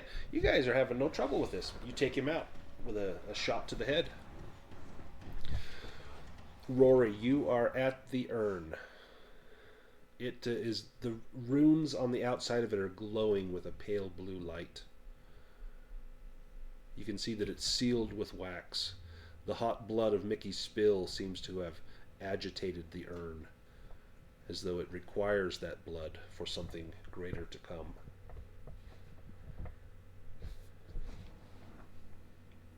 What do you do? I'm going to take that second blanket and wrap the urn in that blanket. Okay, you wrap the urn. Around the same time, the professor and Samuel and William all meet up in that hallway right here. They see you carrying the urn. I'll hand the urn off to the professor, I think, and then I'm going to just have that decoy urn I made just with me, because I know how many of the Order of the Stone were there that came out here? Was it 9? There were 9, and 2 of them have been accounted for. Tobias, and there was another one that were left, and you've killed 3 of them. I know there's probably some more minions out there. There's probably still 4 minions out here somewhere. So, Terrence over here says, "We got to get out of here," and he is frantic. He's like, "I'm staying with you guys." Smart choice. Where do you go? Keeper, Yes. you mind letting us have a break soon? Or? Yeah, let's do that right now. Let's go ahead and take a quick 5-minute break. Actually, let's make it about 8 minutes, and we'll be right back.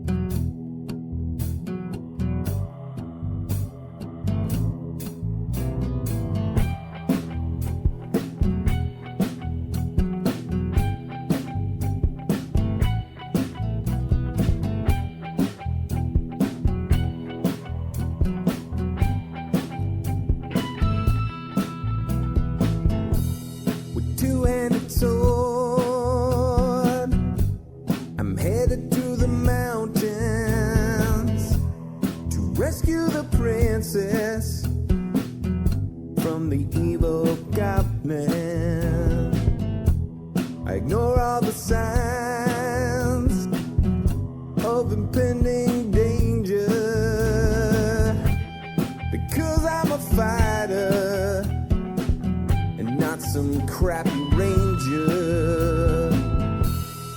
For dexterity, 17 for strength. Kobolds are afraid of me, crafted from numbers on living paper. I escape from the mundane to a medieval caper. While in real life, my fate is unspoken. Hero roll of the dice, and my fate is unspoken.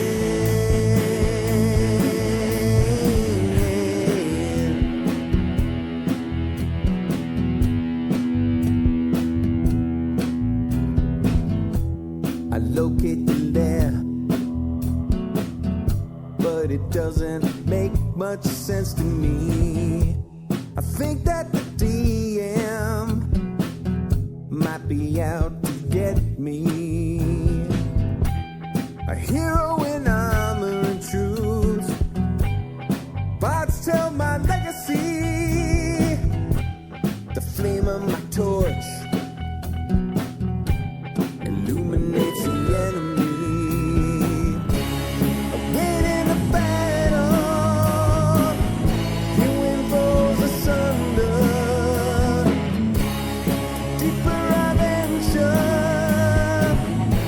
the deeper I wonder. The bodies pile up before me, the corpses I plunder. The deeper I venture, the deeper I wonder. Crafted from numbers on living paper. I skip from the mundane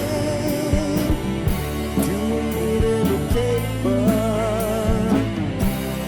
While in real life, my fate is unspoken. Hero roll of the dice, and my fate is unspoken.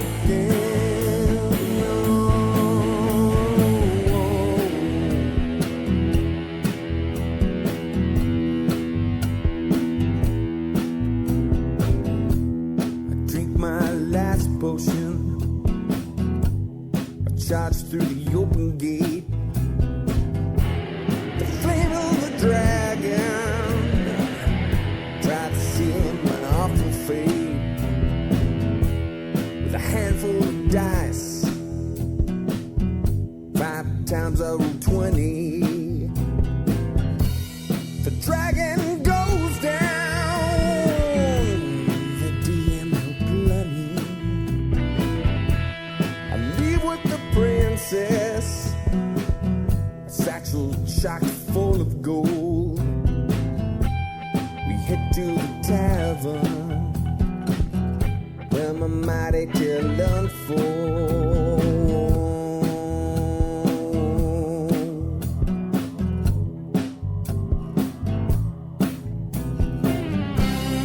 Crafted from numbers on living paper. I skip from the mundane to a medieval caper. While in real life,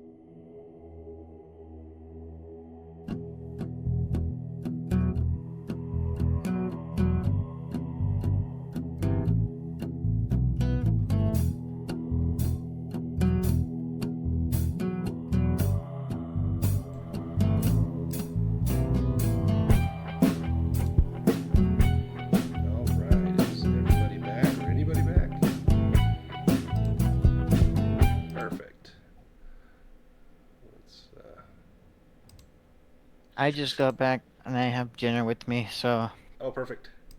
yeah. Awesome. Excellent. So, Henrik, are you back? Yeah, I'm back. Perfect. And Miss Pick is here. Um, let's go. So as you guys are heading back, Miss Pick, what has Rebecca been doing while this has been going on? Besides resisting the call of the little kitty. Right. So I was actually looking at I was actually looking at my spells, and I think the like the warding spell with like the one I've already done with like the sigil on the ground. Mm-hmm. I was thinking I could make a bigger one and put the barrels in that, and then it, I have to destroy the. Yeah, in that spell it says you have to have destroyed the physical form of Agran Talon. And so I think making a new ward would be good, because once you destroy it, you want to retrap it in there. But you're going to have to somehow get it in there. The professor did get a journal from Terrence Baker, and Terrence would probably be telling you there's a way we can catch that thing, and it's in the journal. And there is a spell in there if the professor dares to read it.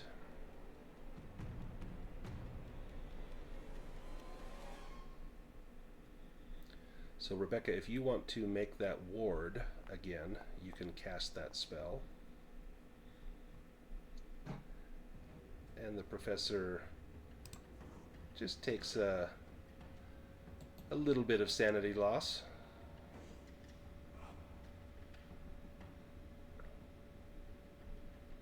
And Rebecca, give yourself back 4 magic points. Actually, that's the wrong spell. That's the one you'll need to do when you're ready to put them in the barrel.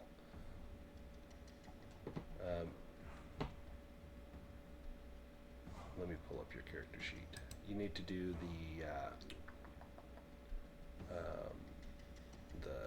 the beast be halt and shunned.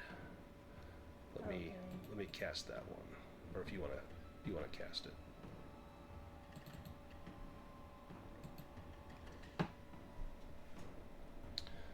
There we go. So this makes a new circle, and this will take about 5 rounds. You've got time. As you're making this, you can hear gunshots up ahead in the distance. You make a new circle, even larger, and you place the barrels, all 3 of them, in this circle. And Agran Talon is agitated. It does not like this ward. It's repellent to it. You take a little ding to your sanity as well. You're going to get some of your magic points back. That cost 4 and 12, and you're going to get back 8. So let me put that back in there. There we go. Got your magic points sorted. As the group is heading back towards you, the professor is carrying the urn. You also read the book while you had a moment. You found a spell in there. Let me add the spell to you.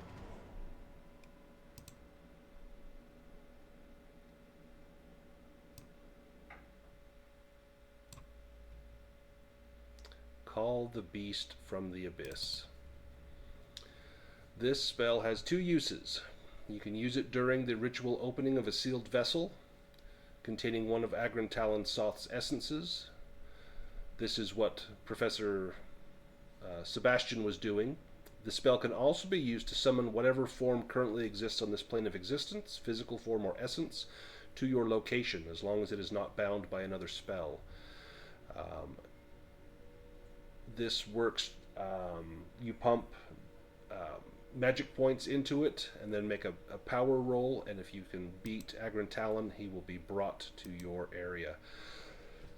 So you've got, since you have the urn, you don't need to do anything other than put the urn in the ritual circle, but you're going to have to destroy Agron Talon's physical form before he can be bound in those barrels. You, Rebecca and the professor have fire spells that will be very effective, but you can also use gunfire or other fires.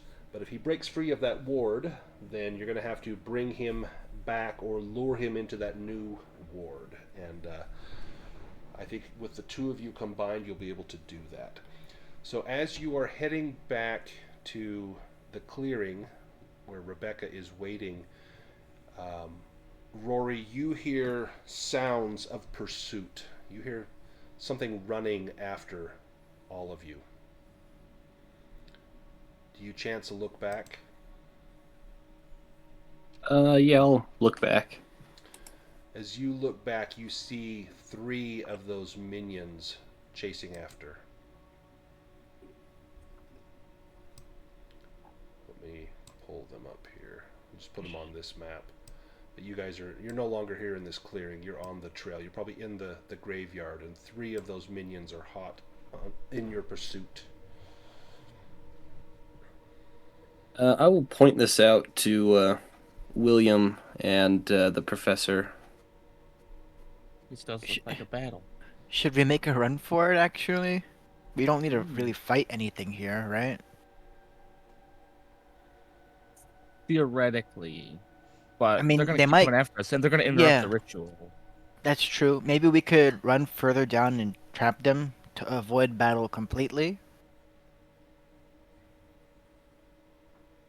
What does Rory do? I think Rory will. He'll see these zombies chasing the party, and he has his bundle that looks like the urn. He's going to try and get their attention, and get their attention on the urn, and then he's going to dart off into the woods. Give me a roll on that.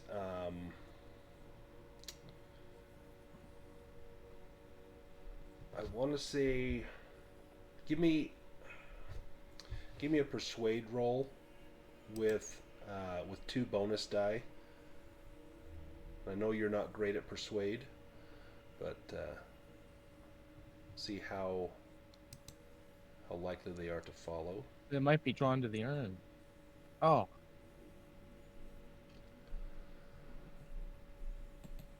They are.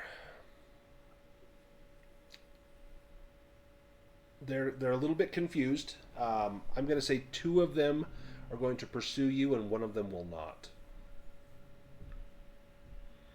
So do you just crash in through the trees, like just running off? Yeah, just try and get him away from the party. Okay, so 2 of them chase after you. 1 of them looks at William and Samuel and the professor and begins lumbering towards you. Time to fight, I guess. Certainly would seem that way. Let's go William, Samuel, and then Professor. See if you can take this one Alright. out. Firing squad time. Yep.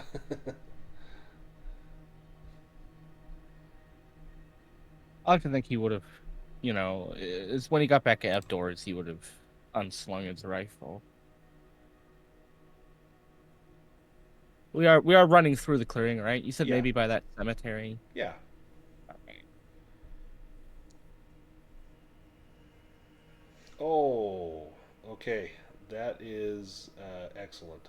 I finally made a shot with the rifle. I failed 2 shots before this. Actually, I've got 1 bullet left. I thought I'm gonna get one of these. Go ahead and roll damage.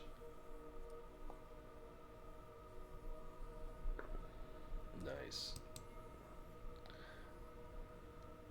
And he remains on his feet. He doesn't succumb to the damage. Samuel. Hey, Samuel's actually not got any bullets left.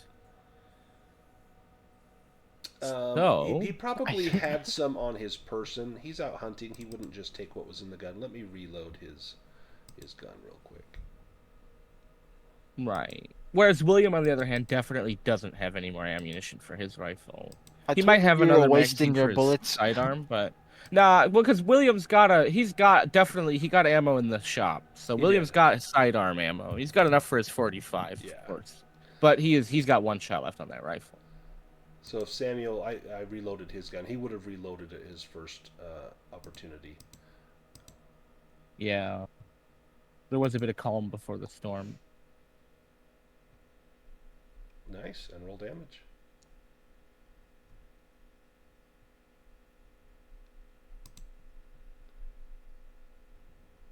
Oh wow.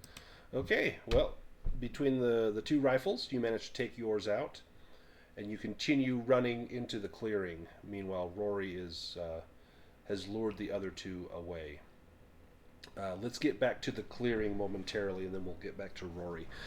So the professor and William and Samuel make it back to the clearing. You can see that Rebecca has not been idle. She has made a larger warding. She's got the barrels placed in the center. Agron Talon is very agitated, and as the urn gets closer to him, you see him thrashing about wildly, and for a moment you think maybe he's going to break those bonds. But the magic holds. What do you do?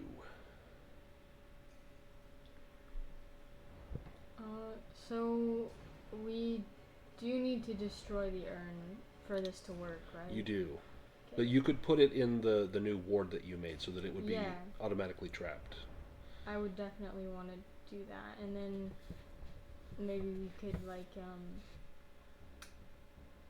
damage it. Yeah, you could shoot it. You could use your fire spell. Anything like that would break it open. Yeah. You wouldn't need to do it by hand or anything. But you could place that in there. Who puts the urn there? Well, I think I would just. Would you take it from the professor? I would just instruct whoever has the urn to, put it in. Yeah, the professor's got it. The professor sets the urn next to the 3 barrels that have been inscribed with runes of power. Agron Talon is incredibly violent, thrashing in this ward. You don't dare draw close to this creature. But you know that his physical form must be subdued before he can be put into the barrels. Okay. So would it be easier to destroy the 2 combined first, or to put them all together and then... Probably to destroy the 2 combined, I think would be easiest. So yeah, I'll use the fire spell then. Okay. Professor, do you want to call fire down on Agron Talon as well?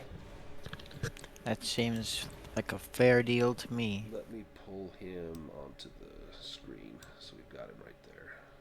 And I'm going to move Rory over by these other 2 people. Okay. Sorry, thought we were at the clearing. Yeah, so we're at the clearing. I just don't have a large map of the clearing. So we'll pretend that this is the clearing here. Let me bring Rebecca out. So there's Rebecca and the professor, and we'll just say that the fountain is actually the warding circle that Agron Talon is in right now. And then Rory and the other 2 minions are off in the woods in hot pursuit. So Rebecca, do you want to cast your fire spell upon Agron Talon? Yeah. And looks like you did. You're going to recover 4 magic points and then roll a 6-sided die.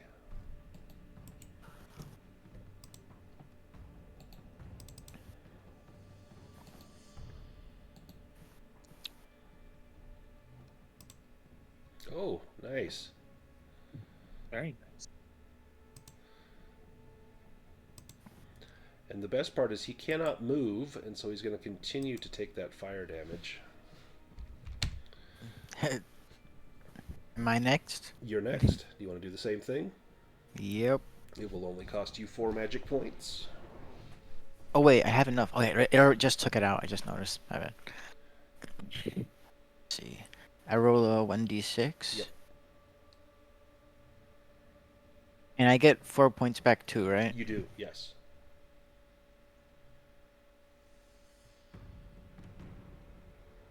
Oh, man. Excellent. Wow, that is like a Harry Potter scene. Like you both just perfectly do like a big gout or something. Oh yeah, huge column of fire comes down from those purplish swirling clouds overhead and blast Agron Talon. And he squeals out that grinding metal squeal as the flames just pour over his body, and he has no protection from this. And as he shrieks and squeals, you see black oily smoke pouring off of his form.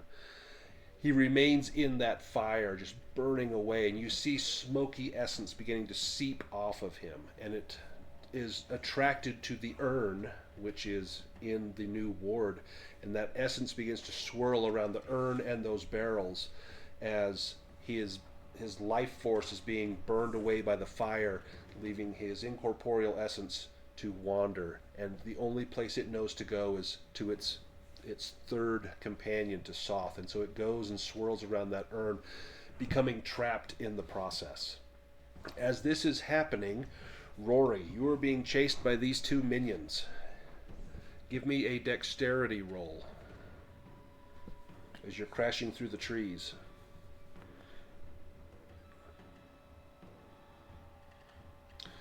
You come across a fallen log and you're able to leap over it, and the minions are slowed down. You have a chance, if you turn, you could maybe fire your pistol. Yeah, I'll take a shot at him.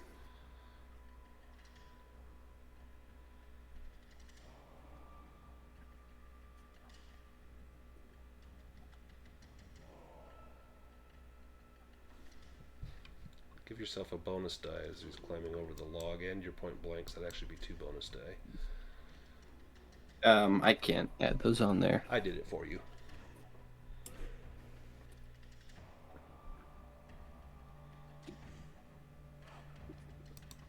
It doesn't want to let me roll this. Let's see if I can do it.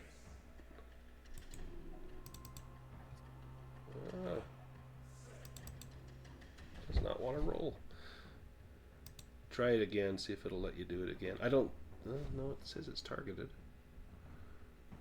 I can just roll it from just roll here. it from your sheet.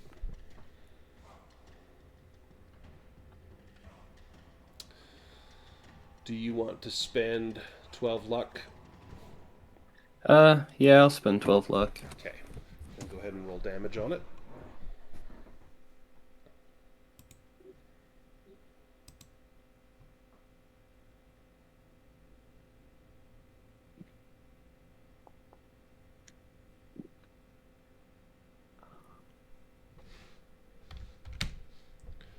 Excellent. The pursuit continues on for another stretch. Give me a constitution roll as you are beginning to pant from the exertion.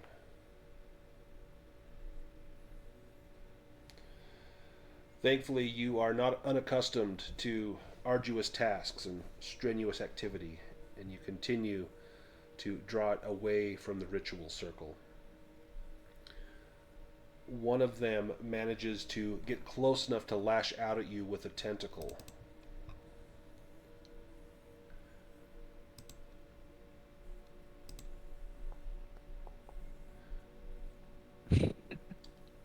Oh, you can dodge or you can fight back. It's basically a free attack. I'll fight back if it's... Yeah, I'll fight back. Yeah, give me a fighting brawl roll. Or if you have a knife or something, you can use that. Yeah, I'll pull out my brass knuckles and These, I think, were your grandfather's try and hit him with those. brass knuckles. Give yourself a yes. bonus die with that. Let me add that on there for you. There we go. Hard success. Ooh. Go ahead and roll the damage. Won't let you. There it is. Oh, nice. pain. And it's nearly down. The other one will lash out at you as well.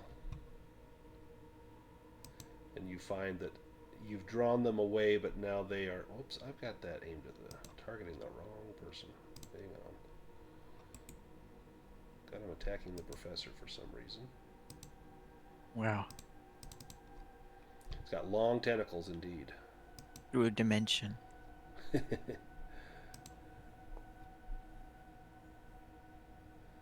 we go.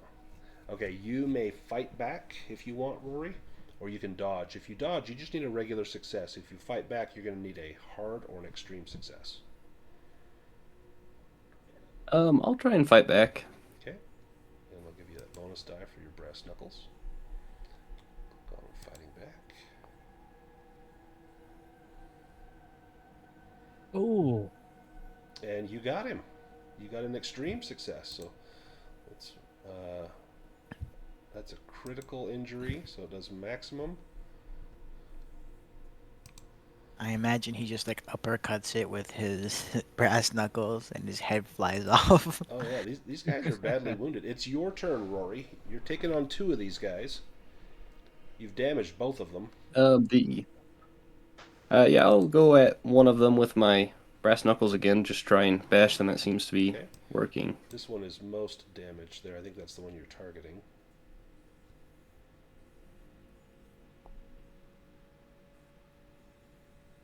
I'll spend 5 luck to hit him. Okay. And he's going to fight back. What's your luck at right now? 9. You're gonna fail luck rolls now. Oh, and he fails. So you have a success. Roll damage.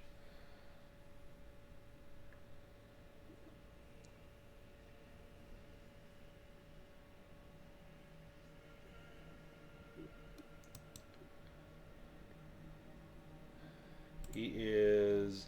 Oh, he's nearly down. Darn. They are both going to attack you. And you are just... You know that you're buying time with your life.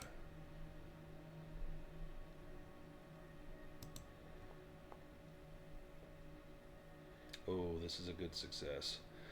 You can dodge or fight back. If you dodge, you need a hard success. If you fight back, you need an extreme success. I'll try and dodge this time. Okay.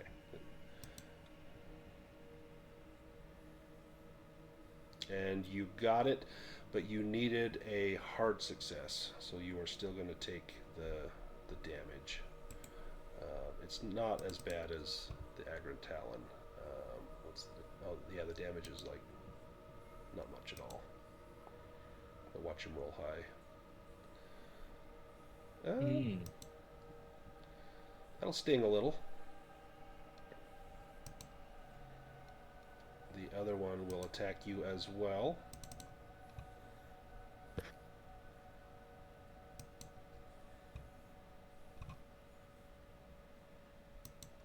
You know, I didn't let you fight back with... or no, you dodged, that's right. I was going to say I didn't let you fight back with a bonus die. He fails, but you can fight back. It's a free attack. Yeah, I'll fight back. I'll give you a bonus die on that.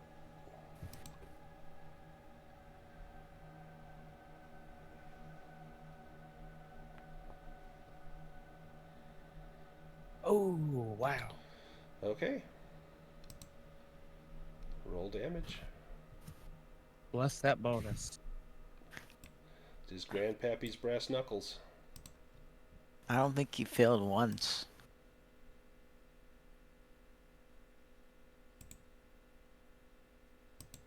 Let's see who's down. Oh man, they're both like so close. And that was a fighting back. So now it's your turn if you want to attack. Yeah, I will attempt to get one of them.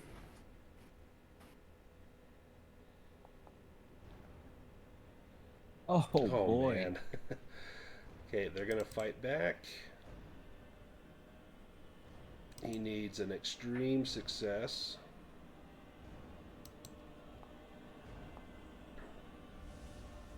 which he does not get, so go ahead and roll damage on him.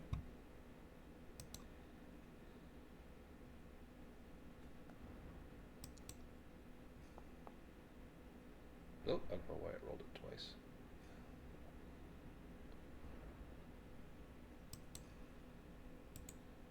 It's down to 3 hit points.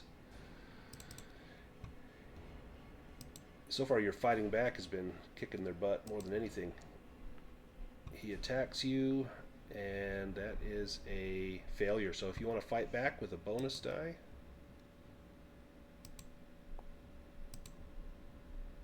Oh. Nice. Roll damage.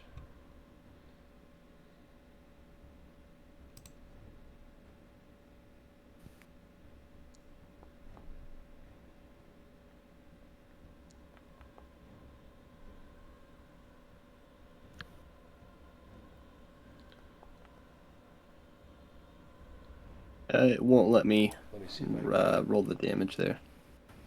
It's, oh, there it goes. Oh, 8 points. Nice. Okay, you took out that one. The other one will attack you.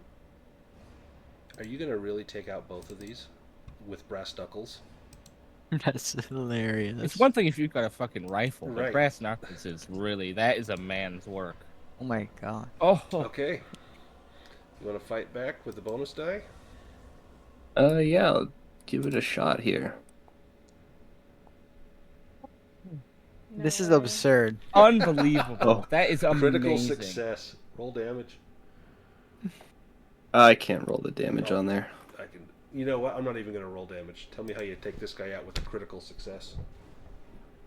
Yes, I think I just, with a right arm, just drive it right through his kind of fleshy face and like pull it out. And there's Roy's nose is probably broken. And he's all scraped, and he's just gonna start trudging back to the group, just kind of covered in the sludge of these two zombies. Your fingers are so swollen it's hard to pull the brass knuckles off of them. But you take them off and you look and you can see your grandfather's name engraved on them. You wipe them off on your shirt and slide them almost reverently back into your pocket, knowing that these just saved your life. Back in the clearing, Agron Talon is finally completely dissolved. He is swirling around the urn. The urn must be broken, and then the last part of the spell cast to bind them into the barrels. How do you break the urn? I don't know. We could just shoot at it or something, or I could use the fire spell again. Well, You what? don't want to disturb the stuff, right? Yeah, we don't want to. Ricochet or whatever Yeah. might just Burn the annihilate barrels the... or something? Yeah. Yeah. So I'm not sure. Well, who's the best shot? Probably William. William, you pull out your pistol. You take careful aim. And you're looking at this and you feel a hand kind of reach from behind you and slide down your arm and hold onto your hand to steady your grip. And you notice that the nails are painted red. And you smell a waft of perfume, and it's Stella's perfume. And as you steady your shot, you close your eyes and allow fate to take its role. Give me a firearm roll with 2 bonus die.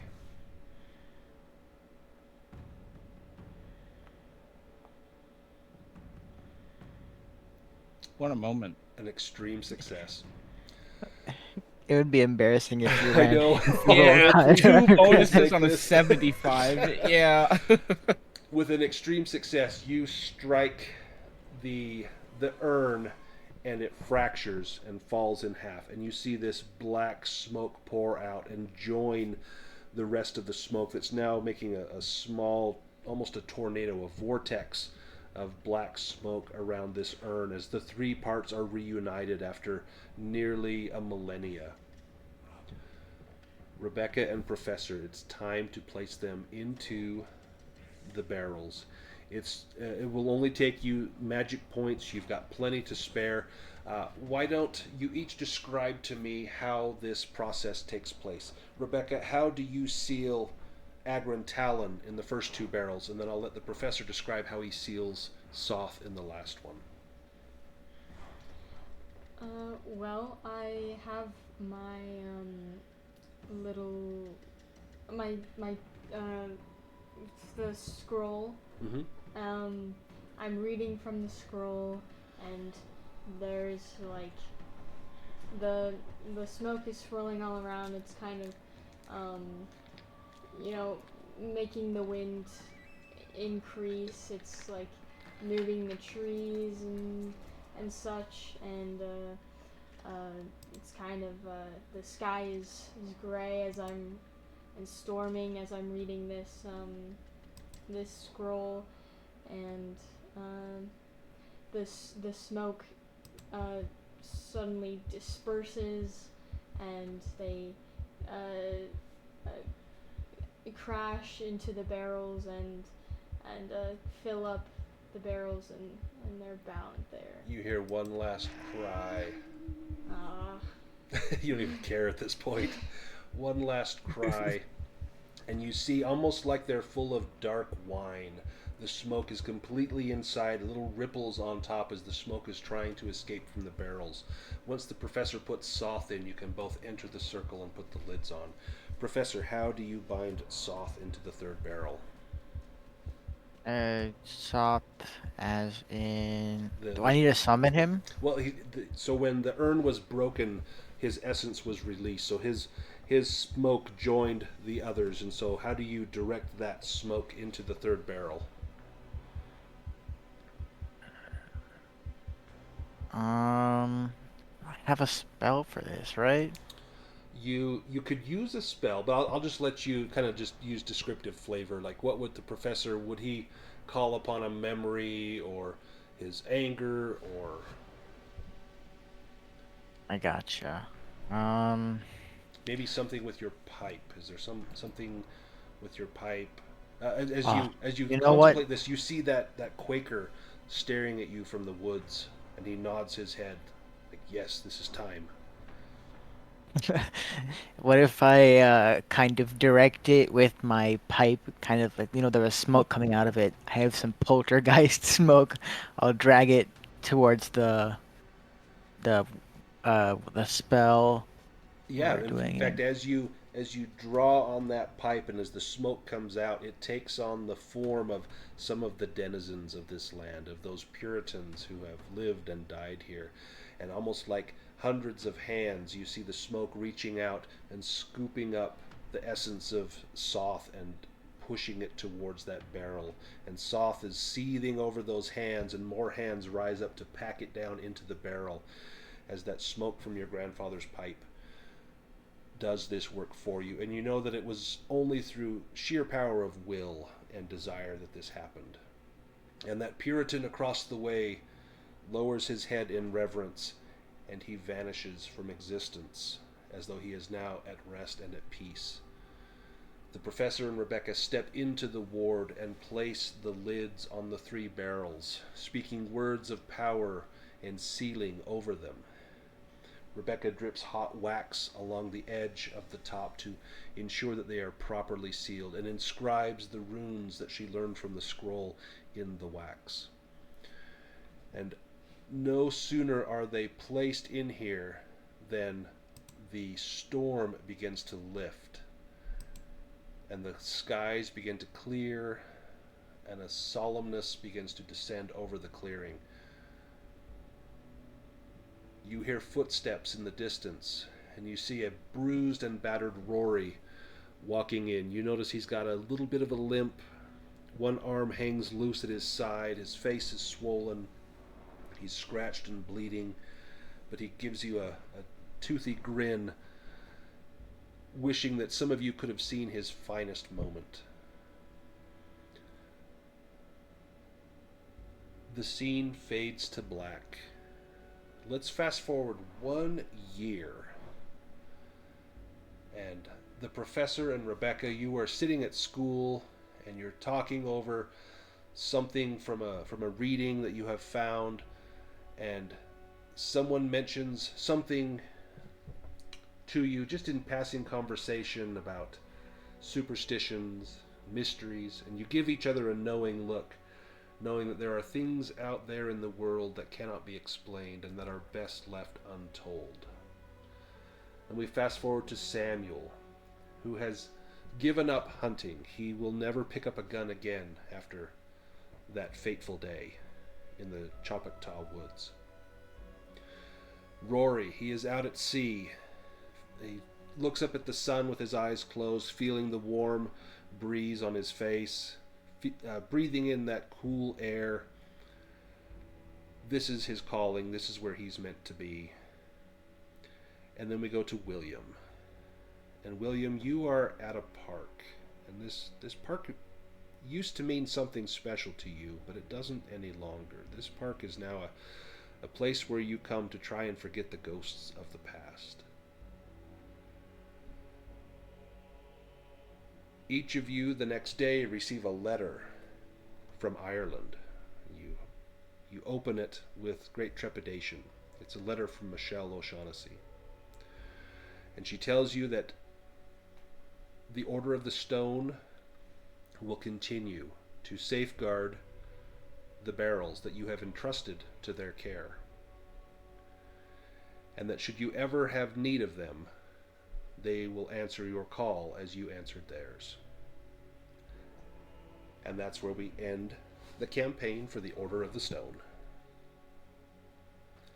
Does anyone want to give us a little epilogue about your character or what happens 5 years from now? I think I'm gonna get myself a cat. Get yourself a cat? Nice. What do you name the cat? You name it Agron? No. No? What would you name the cat? Maybe Stella. Stella. Yeah, That would be I a think great so. name.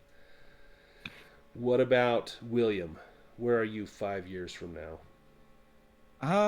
He's probably like in a more yeah, I think William's in some kind of like office position far higher up in his bureau. He's just total workaholic. I think that's pretty much all he's got left. That and maybe, like he gets for an hour, he sits, has a beer and cuddles the cats at night. There you go. And do you have 3 cats? I think he's got he's got Simba, and then Stella got a cat. Roughly like one day before she fucking died. So Do you I don't keep think he that would cat, have or got. did Yeah, you- I was gonna say maybe he could have adopted it to Rebecca, but I don't want to make her choices Would you for have taken her. that Yeah, cat I from would. William? I would accept this cat. Right. That's just. I thought that'd be pretty cute because Yeah. Simba's a human cat. He doesn't really need other cats. What about for Samuel? Where is Samuel 5 years from now? I know Samuel's only been kind of a partial player in here, but you got to run him today. What do you think? Yeah, Samuel's no, up and to? he's a pretty steady guy. I think maybe he just went into like he's just living in Boston proper, probably working as some kind of mechanic or maybe like I don't know if they really had cabs back then. Some kind of they would have had cabs. that kind of role. Yeah, some kind of like service industry job to do with vehicles. What about Professor Walters? Where is he 5 years from now? Right.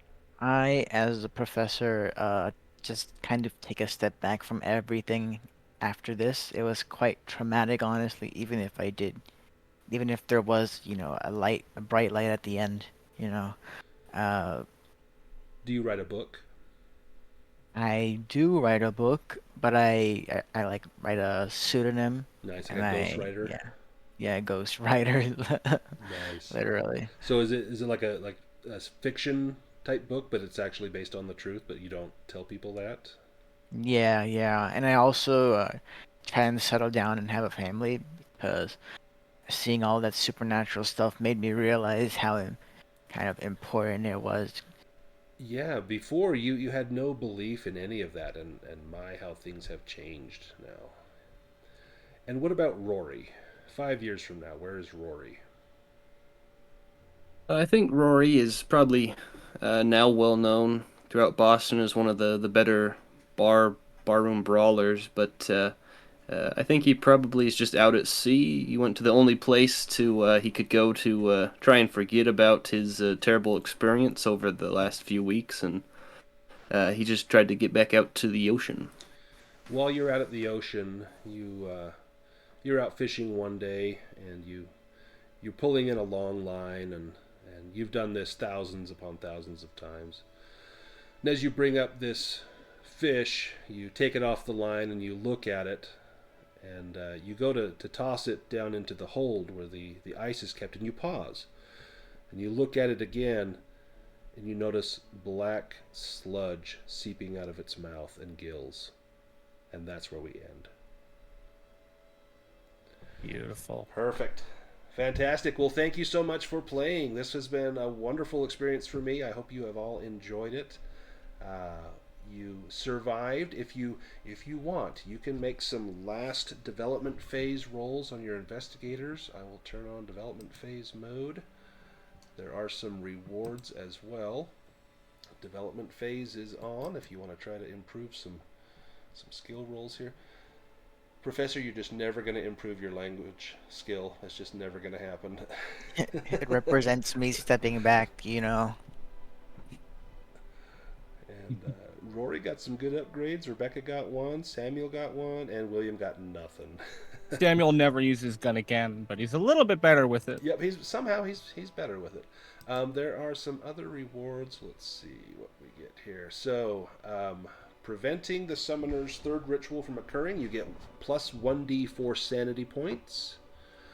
For killing the deer minion is plus 1d4. For killing or defeating Dr. Sebastian is plus 4. You just get a flat plus 4 sanity points. Defeating and binding Agron Talon is plus 8. So that's going to be 4. Let's see. 2d4 plus 1d8 plus 4 sanity points. If you feel like rolling that, you're more than welcome to. 2d4, 1d8 plus 4.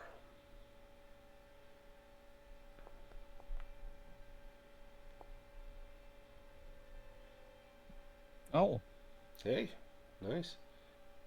D8 plus 4. Plus 4. 1d8 or 2d4 plus 1d8 plus 4. So William, you would have got 16. And Rory got 12. Nice. And Rebecca, you got 14. You'd add 4 to that. And Professor Walters got 16.